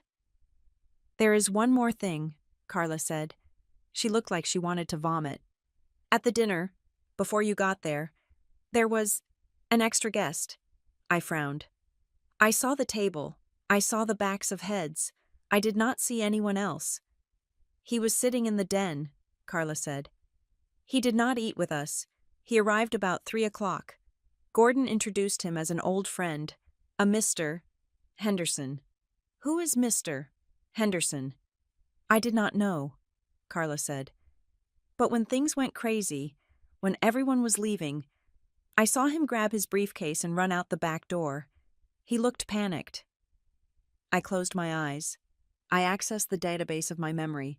Henderson, Briar Glen, briefcase. "Carla," I said. "Was he a heavy-set man, bald, wearing a cheap suit?" "Yes," she said. "That is Marcus Henderson," I said. "He is a notary public. He works out of a strip mall on the south side. Gordon used him for his business contracts." Carla's face went white. "Why would a notary be at Thanksgiving dinner?" she asked. "Because you cannot sell a house without a signature," I said, "and you cannot transfer a deed without a witness." They were going to make her sign. That was the plan. That was the perfect Thanksgiving. They were going to get Grandma June drunk on wine and nostalgia. They were going to put a plate of turkey in front of her. And then, while everyone was laughing and eating, Gordon was going to slide a document in front of her. Just a formality. June, just for the taxes. And Marcus Henderson was there to stamp it. But they needed the room to be safe. They needed the audience to be complicit. They needed everyone at that table to be people who would not read the fine print. They needed me gone, because I am a risk analyst, because I read the fine print for a living, because if I had been in that room and I had seen a notary pull a document out of a briefcase, I would have asked to see it. "Blocking the door," I whispered. It was not an insult. It was a security measure. I looked at Carla. She looked terrified. She had given me the smoking gun, but she had no idea how to use it. "Thank you," I said. I picked up the envelope. "What are you going to do?" Carla asked. "Are you going to sue them?" "I am going to do what I do best," I said. I slid out of the booth. "I am going to conduct an audit." I left the diner. I did not go home. I drove straight to the county clerk's office. It was closed for the holiday weekend, but the online portal was always open. I went to a coffee shop with secure Wi-Fi. I opened my laptop. I logged into the public records database for the county of Briar Glen. I searched for June Vance. The screen populated with a list of deeds and liens. I sorted by date. There was a pending entry. It had been flagged for processing 3 days before Thanksgiving. Quitclaim deed transfer. Grantor, June Vance. Grantee, the Price Family Trust. I clicked on the details. The document had been uploaded, but it was currently in a hold status pending final notarization. They had pre-filed the paperwork. They just needed the signature page. They just needed the stamp from Mr. Henderson to make it official. The timestamp on the upload was Monday at 4 o'clock. Gordon was confident. He was so confident that he had set the wheels in motion before he even had the signature. He thought he had total control. He thought Grandma June was a puppet and I was a ghost. I took a screenshot. Then I searched for Gordon Price. I looked at his business filings. Price Landscaping, LLC. Status active, liens 6, federal tax liens 2, civil judgments 1. The numbers were staggering. He owed over $400,000 to various creditors. He was drowning. He was not just broke. He was underwater with cement shoes. Selling Grandma June's house was not a retirement plan. It was a rescue mission for himself. And my trust fund, my $150,000 was the collateral damage. He was going to wipe it out to save his own skin. I sat back in my chair. The coffee shop was playing cheerful holiday jazz. People around me were drinking peppermint lattes and shopping online for gifts. I felt a cold, hard clarity settle over me. This was no longer a family drama. This was no longer about feelings or apologies or seats at a table. This was a financial crime in progress. I pulled out my phone. I looked at the group chat. Truth. I could send another message. I could tell them what I found. I could expose the theft. But that was too small. That was too emotional. I needed to stop the sale. I needed to freeze the assets. I needed to lock Gordon out of the accounts before he could find another notary and try again. I opened a new tab on my browser. I searched for Estate Litigation Attorneys Missouri. I did not want an apology anymore. I did not want a relationship. I wanted a temporary restraining order on all financial assets belonging to June Vance. I picked up my phone and dialed the number of the top-rated firm in the city.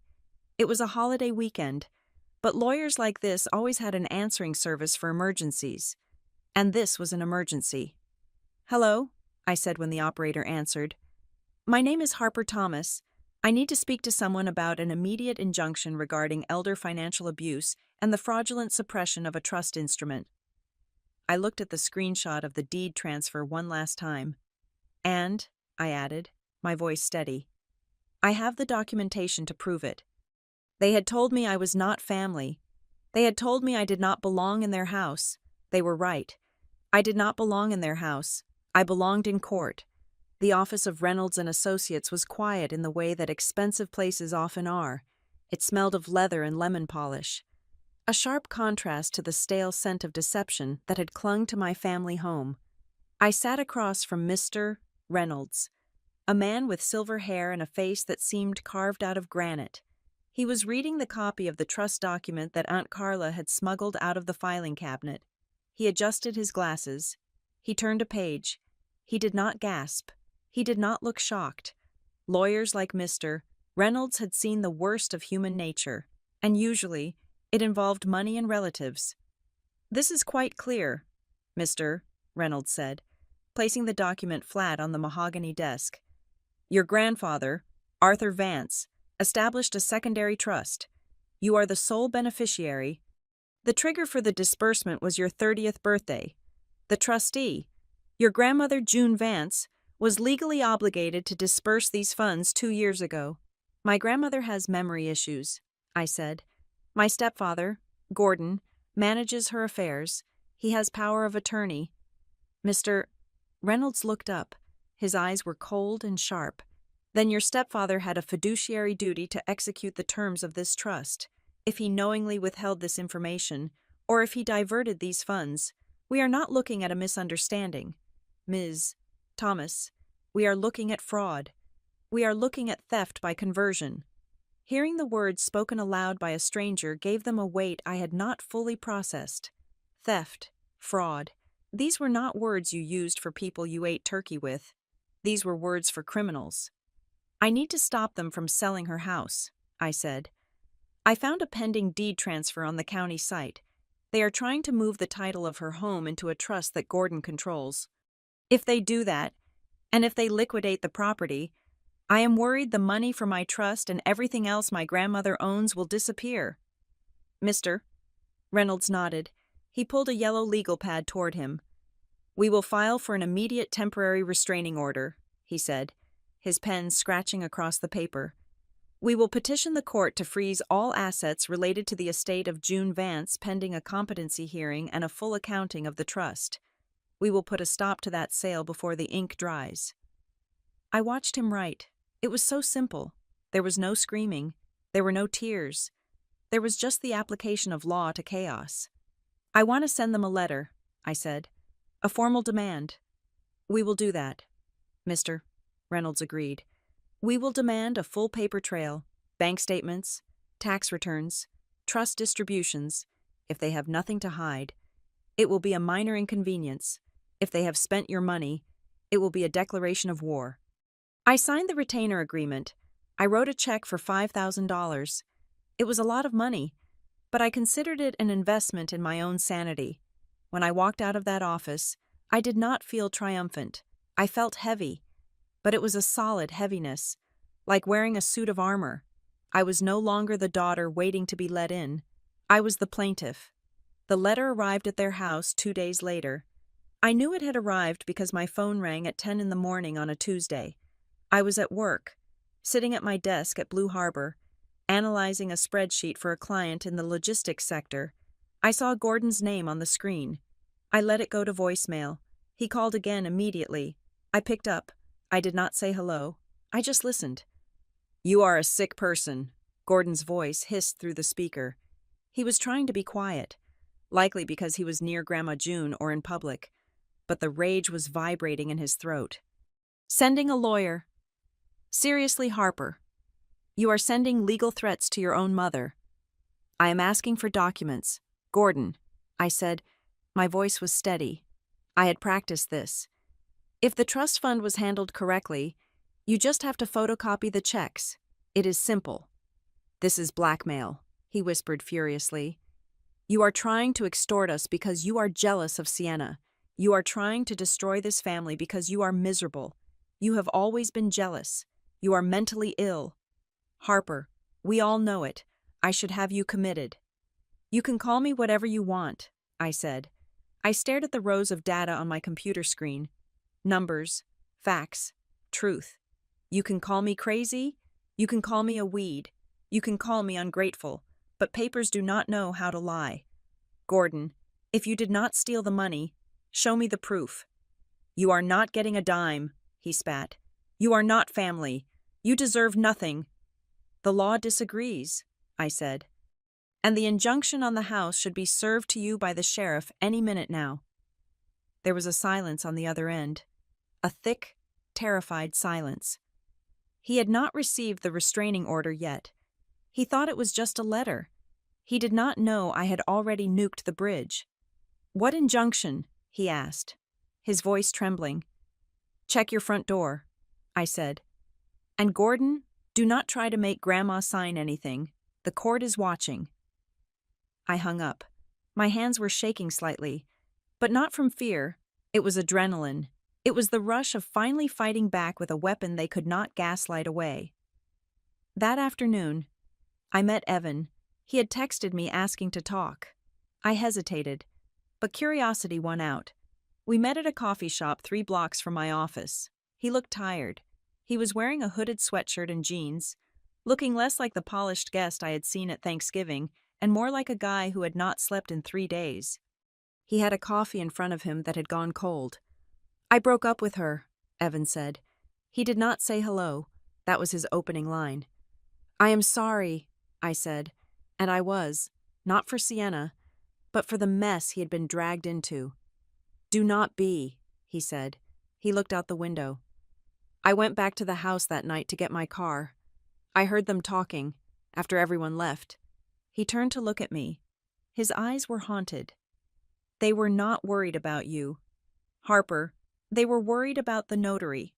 I nodded. "Marcus Henderson." "Yeah," Evan said. "Gordon was screaming that Henderson ran off with the papers. Marianne was crying, saying that they needed to find another way to get June to sign. They were talking about her like she was a piggy bank they needed to break open." He took a sip of his cold coffee and grimaced. "I felt like dirt," he said. "I sat in your chair. I ate the food. I let them use me." "You did not know," I said. "I should have known," he argued. "When Gordon blocked the door, I should have walked out then. I saw your face. Harper, you looked like you were drowning, and I just sat there." He reached into his pocket and pulled out a piece of paper. He slid it across the table. It was a handwritten note. "I wrote down everything I remember," he said. "The time I arrived, what they said about you before you got there, the way Marianne moved the name card, the way Gordon signaled to her to pull the chair out. It was a setup. They planned it. I am willing to testify to that." I looked at the note. It was a timeline of cruelty, but legally, it was evidence of premeditation. It proved that the exclusion was not a spur-of-the-moment emotional reaction, but a calculated strategy to isolate me. "Thank you, Evan," I said. "This means a lot." "It is the least I can do," he said. He stood up. I hope you bury them. Harper, honestly, I hope you take them for everything they have. He walked out of the coffee shop, a good man who had stumbled into a bad story and was lucky enough to write himself out of it before the ending. I went home to my apartment. It was quiet. It was safe. I poured myself a glass of wine, a cheap blend, not the $55 bottle I had left in my car that night, and sat on my couch. Then the doorbell rang. I checked the peephole. It was Sienna. My sister was standing in my hallway. She was wearing a trench coat and carrying a box of pastries from the expensive bakery she liked. She looked perfect. Her hair was blown out. Her makeup was flawless, but her eyes were darting around the hallway as if she expected a paparazzi ambush. I opened the door. I did not invite her in. I stood in the doorway, creating my own barrier. "Harper," she said, flashing a bright, fragile smile. "I brought peace offerings, croissants." "I am not hungry," I said. "Can I come in?" she asked. "Please. It is freezing in the hall." I stepped. I let her in. I wanted to hear this. I wanted to see what performance she had prepared. Sienna walked into my living room. She looked around with a critical eye, scanning my furniture, my art. She had always made me feel like my life was a temporary arrangement, a stepping stone to something better that I would never reach. She put the box on the coffee table. She did not take off her coat. "Mom is a wreck," Sienna said. She turned to me, her face arranging itself into a mask of sisterly concern. "She has not stopped crying for days. She says she feels like she has lost a limb." "She has not lost a limb," I said. "She has lost control," Sienna sighed. "Harper, look, I know you are hurt. I know Thanksgiving was messy. Gordon has a temper. We know that. But bringing lawyers into this, freezing the accounts, it is aggressive. It is not us." "It is exactly us," I said. "It is just the first time I'm playing by the same rules you guys play by." Sienna walked closer to me, sir. She reached out to touch my arm, but I stepped back. She let her hand drop. "I am asking you to stop," she said softly. "For the family, for the image. Do you know how this looks? People are talking. The neighbors are whispering. My engagement party is next month. Harper, I cannot have this cloud hanging over me. I cannot have people asking why my sister is suing my parents." There it was. It was not about love. It was not about reconciliation. It was not about Grandma June. It was about the engagement party. It was about the aesthetic of her perfect life being marred by the ugly reality of her family's corruption. "You want me to drop the lawsuit so your party looks good?" I asked. "I want you to drop it so we can heal," she corrected, but her eyes gave her away. They were cold. They were calculating. "Gordon is willing to make a deal. He said if you drop the injunction, he will discuss the trust fund with you. Privately, without the courts." "I bet he is," I said. "He wants to discuss it privately because privately he can lie. Privately he can bully. In court, he has to show receipts." "You are being selfish," Sienna snapped. The mask slipped completely. The sweet sister was gone, replaced by the golden child who was used to getting her way. "You are ruining everything. You always do. You are so bitter that you want to burn the house down just because you did not get the room you wanted." "I did not want a room. Sienna," I said. "I wanted a family." "Well, this is a great way to show it," she sneered. "Suing us." I looked at her. I looked at the sister I had spent my childhood trying to protect. The sister I had stepped back for. The sister I had allowed to shine while I stood in the shadows. I realized I did not know her, and she certainly did not know me. "Sienna," I said. My voice was calm. It was the voice of a woman who owns her own apartment and pays her own bills and knows exactly what she is worth. "You are worried about your engagement party. You are worried about what the neighbors will think. You are worried about the brand of the Price family." I walked to the door and opened it. "But here is the thing," I said. "Your image is not my asset. I am not obligated to protect a lie just so you can look pretty in the pictures." Sienna stared at me. She looked shocked. She had never heard me speak like this. She was used to the Harper who apologized. She was used to the Harper who fixed things. "Get out," I said. "You are going to regret this," she said, grabbing her purse. "You are going to end up with nothing." "Maybe," I said. "But at least I will be able to sleep at night." She stormed out. I closed the door. I locked the deadbolt. I walked back to the coffee table. I picked up the box of croissants. I walked to the kitchen and dropped them into the trash can. I was done eating their crumbs. I went back to my laptop. I had an email from Mr. Reynolds. Subject update on injunction. Harper. The judge signed the order. The assets are frozen. We also received a notification from the bank. There was an attempted withdrawal of $50,000 from Mrs. Vance's savings account this morning. The bank flagged it and blocked it due to our filing. We stopped them just in time. I sat down. I breathed out. They had tried to drain the account this morning, while Gordon was calling me a blackmailer. While Sienna was buying pastries, they were actively trying to steal the money before the court order hit. I was right. I was right about everything. I closed my laptop. The war was far from over. But for the first time in my life, I had won the battle, and I did not need to scream to do it. I just needed to sign my name. The strategy of a cornered animal is predictable. When a predator realizes it can no longer hunt, it does not surrender. It shrieks. It makes itself look bigger. It tries to convince the world that the hunter is actually the one who is rabid. Gordon Price knew he could not beat me in a court of law. The restraining order was a padlock on his wallet, and the audit was a microscope hovering over his secrets.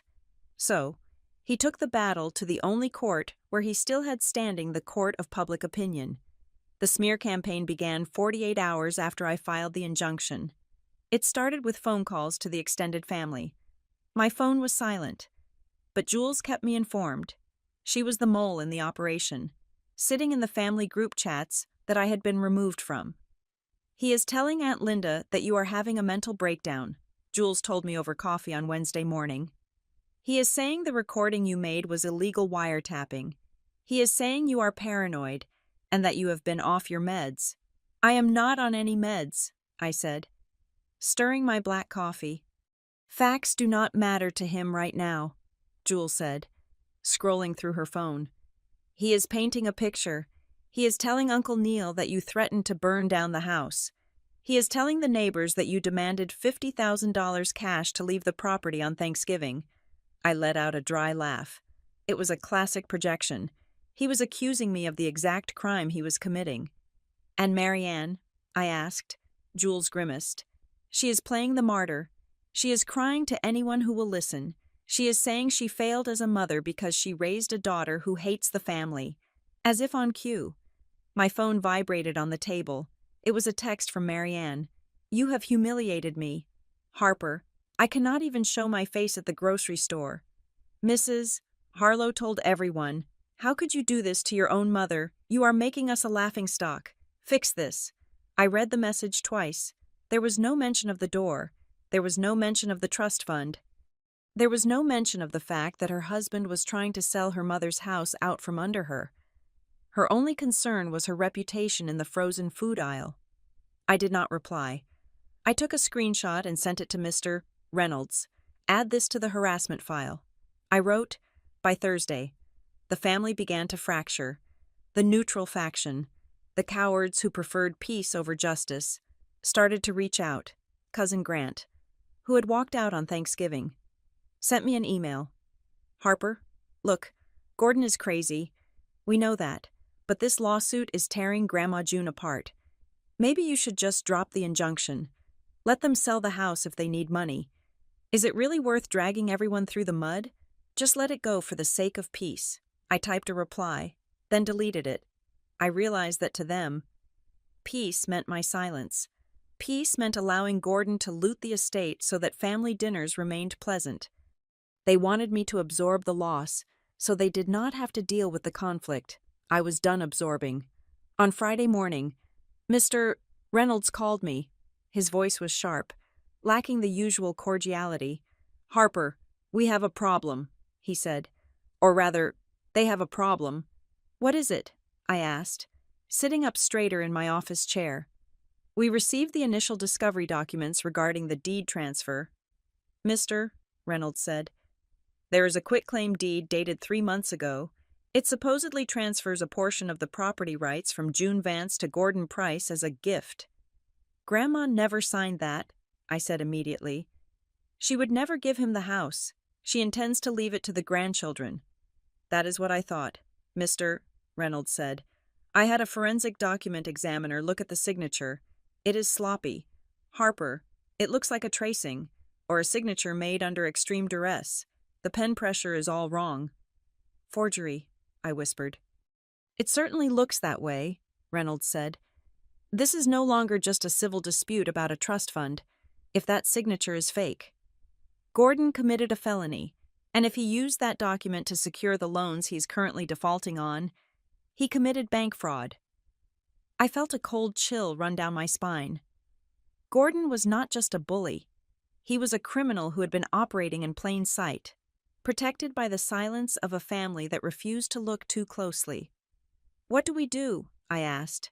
We depose him, Reynolds said. I am scheduling a deposition for next week, and I am subpoenaing Marcus Henderson, the notary. If Henderson talks, Gordon is finished. I hung up the phone feeling a strange mix of vindication and dread. I knew Gordon well enough to know that he would not go down quietly. When the walls closed in, he would lash out. I did not have to wait long for the lash. At 2 o'clock that afternoon, I was walking through the lobby of the Blue Harbor building. It was a glass and steel fortress, a place of order and professionalism. I felt safe there. Then I heard his voice. Harper. I froze. I turned toward the revolving doors. Gordon was standing there. He looked disheveled. His coat was unbuttoned. His face was flushed, and his eyes were wild. He bypassed the security desk, marching straight toward the elevators where I was standing. We need to talk, he shouted. His voice echoed off the marble floors. People turned to stare. The receptionist stood up, reaching for her phone. Gordon, I said. My voice was low, controlled. I did not step back. You cannot be here. Oh, I cannot be here, he sneered, closing the distance between us. He smelled of stale scotch and mints. You can send lawyers to my house, but I cannot come to your job. You think you are so special, sitting in your ivory tower while you destroy my life. I am not destroying your life, I said. I am auditing it. He got in my face. He wanted a reaction. He wanted me to scream. He wanted me to cry. He wanted the security cameras to capture a hysterical woman yelling at her father so he could use it as evidence of my instability. You drop that lawsuit, he hissed, spittle landing on my cheek. You drop it today, or I will tell everyone about you. I will tell them about the time you stole money from my wallet when you were 16. I will tell them you are a drug addict. I did not steal from you, I said calmly, and I am not an addict. You are projecting. Gordon. 2 security guards were approaching now, their radios crackling. Sir, one of them said, you need to step back. Gordon ignored him. He grabbed my arm. His grip was painful, his fingers digging into my bicep. You ungrateful little brat, he growled. After everything I did for you, I put a roof over your head. I tolerated you. Tolerated, I repeated. That is the word. Is it not, you tolerated me while you spent my inheritance? I looked down at his hand on my arm. Then I looked him in the eye. Let go of me, I said, or I will add assault to the list of charges. Gordon faltered. He saw the look in my eyes. It was not fear. It was calculation. He looked around and realized he was not in his living room. He was in a corporate lobby, surrounded by witnesses, and 2 large men in uniforms were reaching for him. He released my arm. He shoved me backward, a petty, childish gesture. You are dead to me, he said. You hear me. You are not family. I know, I said. You made that very clear on Thursday. The guards took him by the elbows. He did not fight them, but he kept shouting as they dragged him toward the exit. She is crazy. She is a liar. Do not listen to her. The doors spun. And he was gone. I stood in the lobby. My arm throbbed where he had grabbed me. My colleagues were staring. The receptionist looked horrified. I smoothed my blazer. I walked over to the security desk. "I apologize for the disturbance," I said to the guard. "That man has a restraining order against him regarding financial matters. I will need a copy of the security footage for my lawyer." The guard nodded, looking at me with new respect. "Of course. Ms. Thomas, are you okay?" "I am fine," I said, and I was, because Gordon had just made a fatal error. He thought he was intimidating me, but he had just given me the final piece of evidence I needed to prove he was a danger. That evening, Jules came to my apartment. She looked exhausted, but her eyes were bright with the thrill of the hunt. She had been digging. "I found it," she said, dropping a stack of printed papers on my coffee table. "I know why he's desperate." "Tell me," I said. "It is not just the business," Jules said. "Gordon has a gambling problem, online poker, crypto scams. He has lost over $200,000 in the last 18 months. She pointed to a highlighted line on a bank statement she had managed to access. I did not ask how. "He took out a hard money loan," Jules explained. "A predatory loan with 40% interest. The loan shark is calling in the debt. That is why he needed to sell the house immediately. If he does not pay them by the end of the month, he loses his own house. He loses everything. So he decided to sell Grandma's house to save his own skin," I said. "Exactly," Jules said. "And the trust fund. That $150,000 he spent that 2 years ago, he cashed it out and pumped it into a failing crypto wallet. It is gone. Harper, all of it." I felt a wave of nausea. It was worse than I thought. It was not just greed. It was stupidity. He had burned my grandfather's legacy on a digital gamble. "Does Sienna know?" I asked. "She suspects," Jules said. "But she is in denial. She thinks if she just gets married and moves away, it will not touch her." But the rot was spreading. My phone rang. It was a number I did not recognize. I answered it, putting it on speaker. "Hello?" "Harper." It was Sienna. Her voice was hushed, frantic. "Harper, please, you have to stop this." "Sienna, I cannot stop the truth," I said. "You do not understand," she cried. "Evan left me. He called off the engagement this afternoon. He said he cannot marry into a family like this. He posted a status update. Harper, he publicly apologized to you and said he was done with the prices." "I am sorry, Sienna," I said. "But that is between you and Evan. It is your fault," she screamed.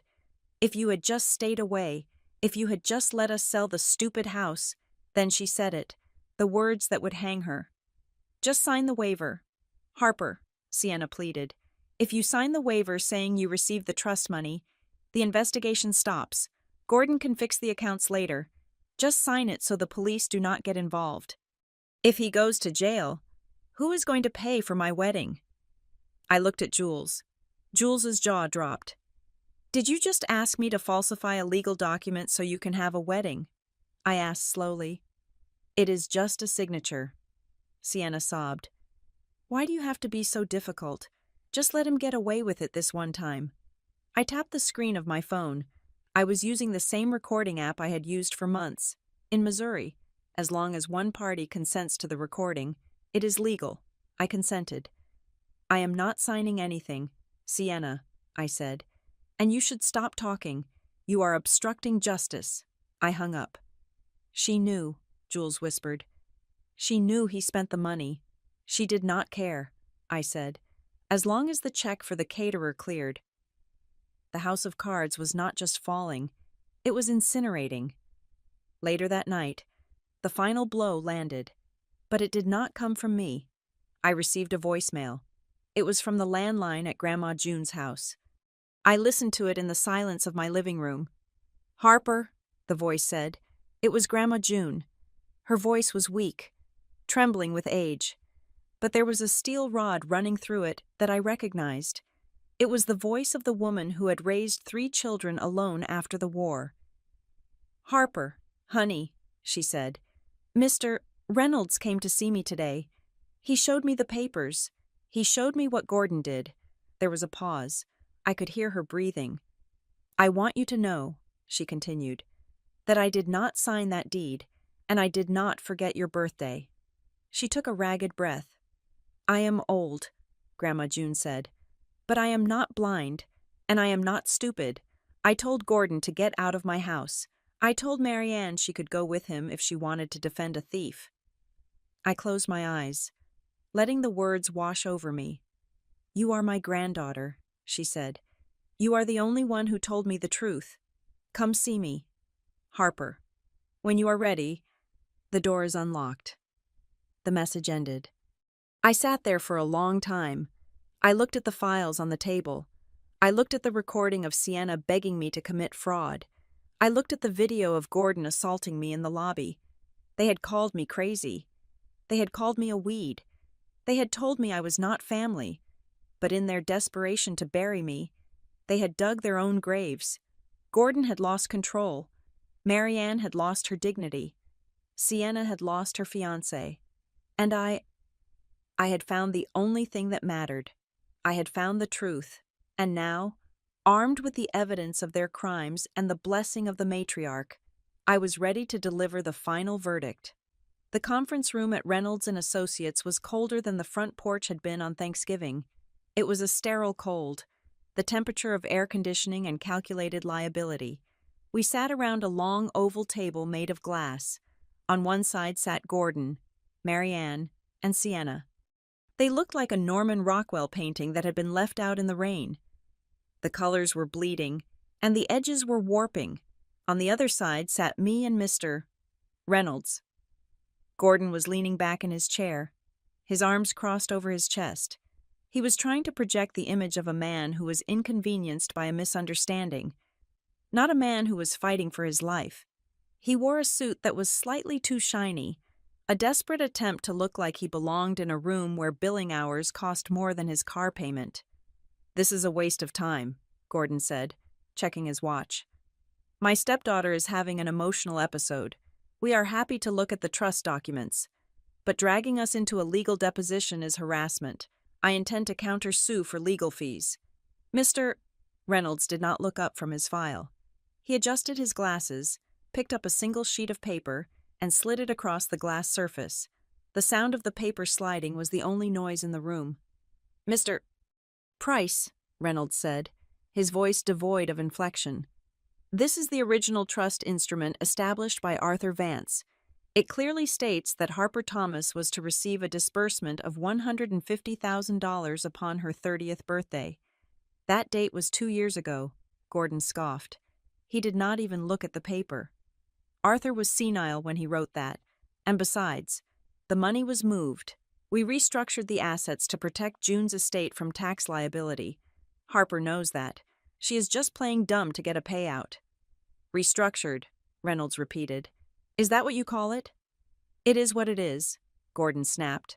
I have power of attorney. I have the authority to make financial decisions for the good of the family. Harper is not family. She does not understand the complexities of these investments. I looked at Marianne. She was staring at her hands, twisting her wedding ring. She knew, deep down, she knew that restructuring was a synonym for gambling. We audited the accounts, Mr. Price, Reynolds said. He opened a folder. We traced the wire transfers. The $150,000 was not moved into a tax shelter. It was moved into a cryptocurrency exchange wallet registered to a G. Price. Gordon's face went a shade paler, but he held his ground.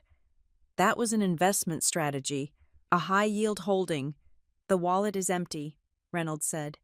The balance is zero. You did not invest it. You lost it. The room went silent. Sienna let out a small, sharp gasp. She looked at her father, her eyes widening.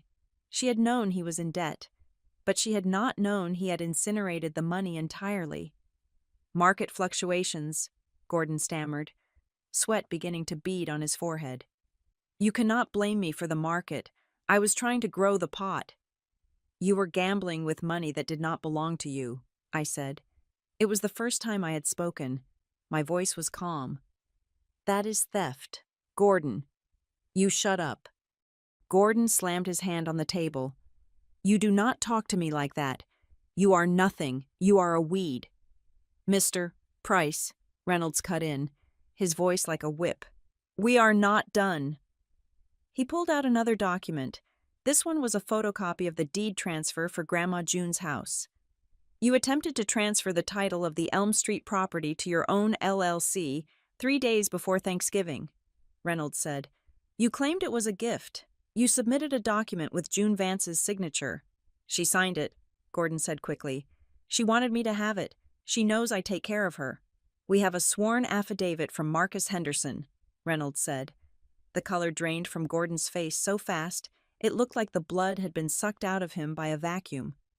Mr. Henderson was the notary you listed on the document, Reynolds continued. He was deposed yesterday morning. He stated, under penalty of perjury, that he was not present when the document was signed. He stated that you brought the document to him already signed and asked him to stamp it as a favor between friends. Gordon opened his mouth, but no sound came out. He looked like a fish on a dock, gasping for air. Mr.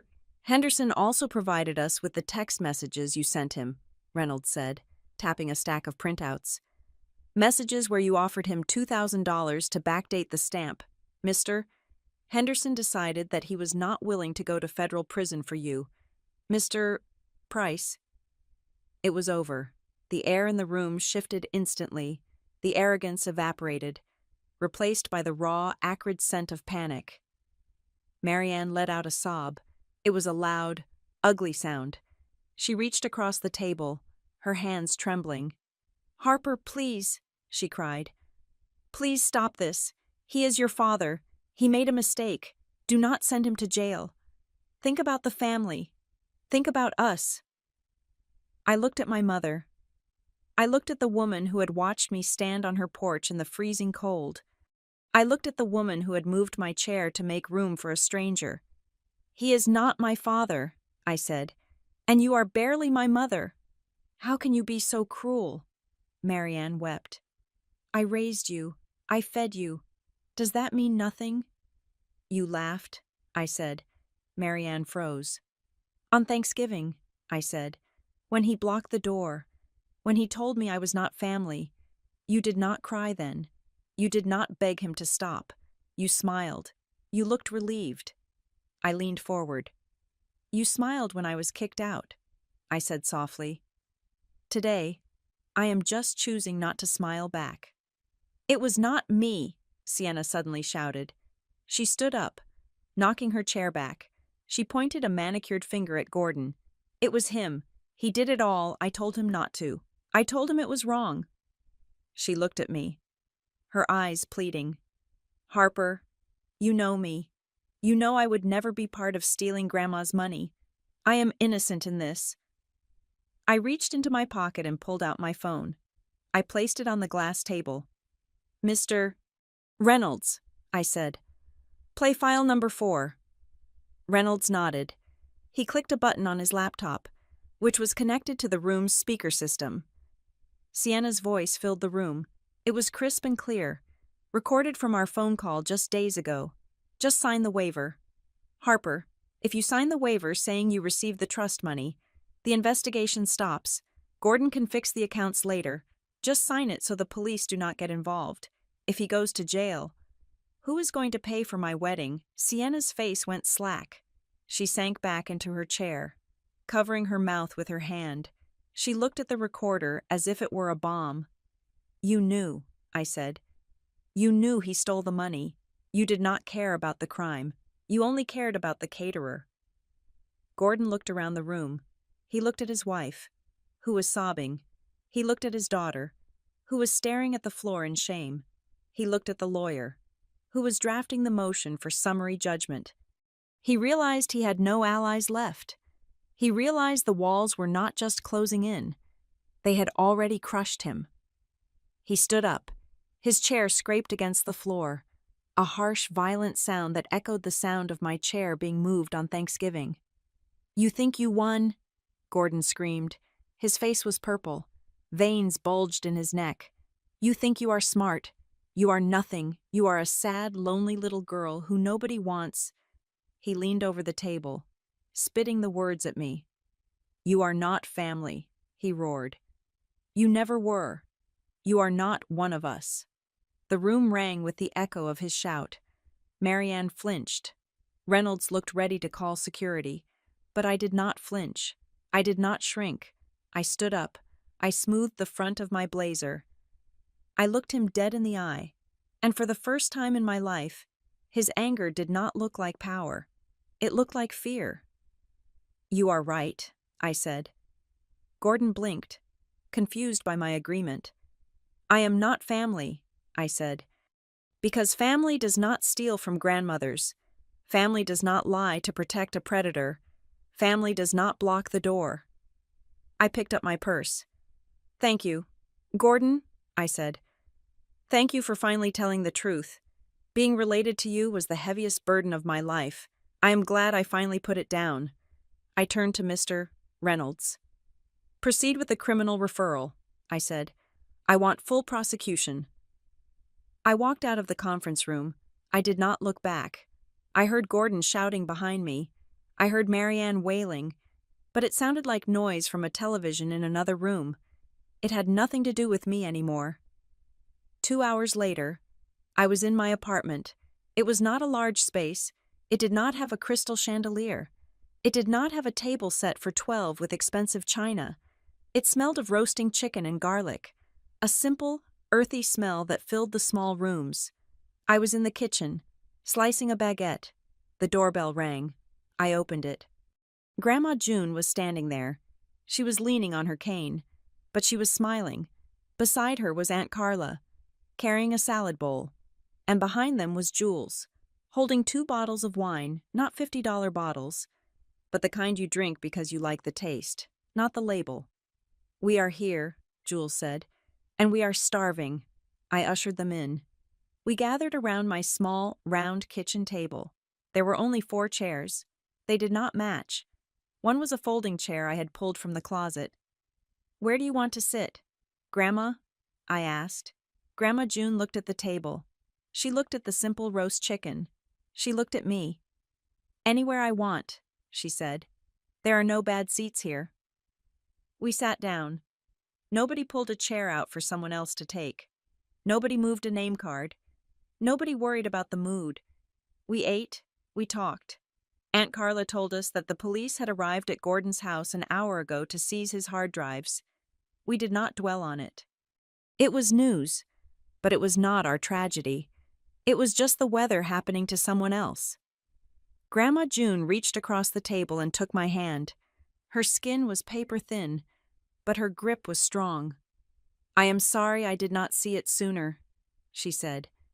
"It is okay," I said. "You see it now." "I am changing the will tomorrow," she said. "The house goes to you girls, you and Jules. You can sell it, keep it, burn it down. I do not care, as long as he never steps foot in it again." I looked around the table. I looked at Jules, who was laughing at something Carla said. I looked at the food we were sharing. I realized then that I had spent 32 years trying to break into a fortress, thinking that was where the treasure was kept. I had banged on the door until my knuckles bled, but the treasure was not inside. The fortress was empty. The treasure was out here, in the cold, with the people who were willing to walk away with you. "Happy Thanksgiving," Jules said, raising her glass. It was December, but nobody corrected her. "Happy Thanksgiving," I said. I drank the wine.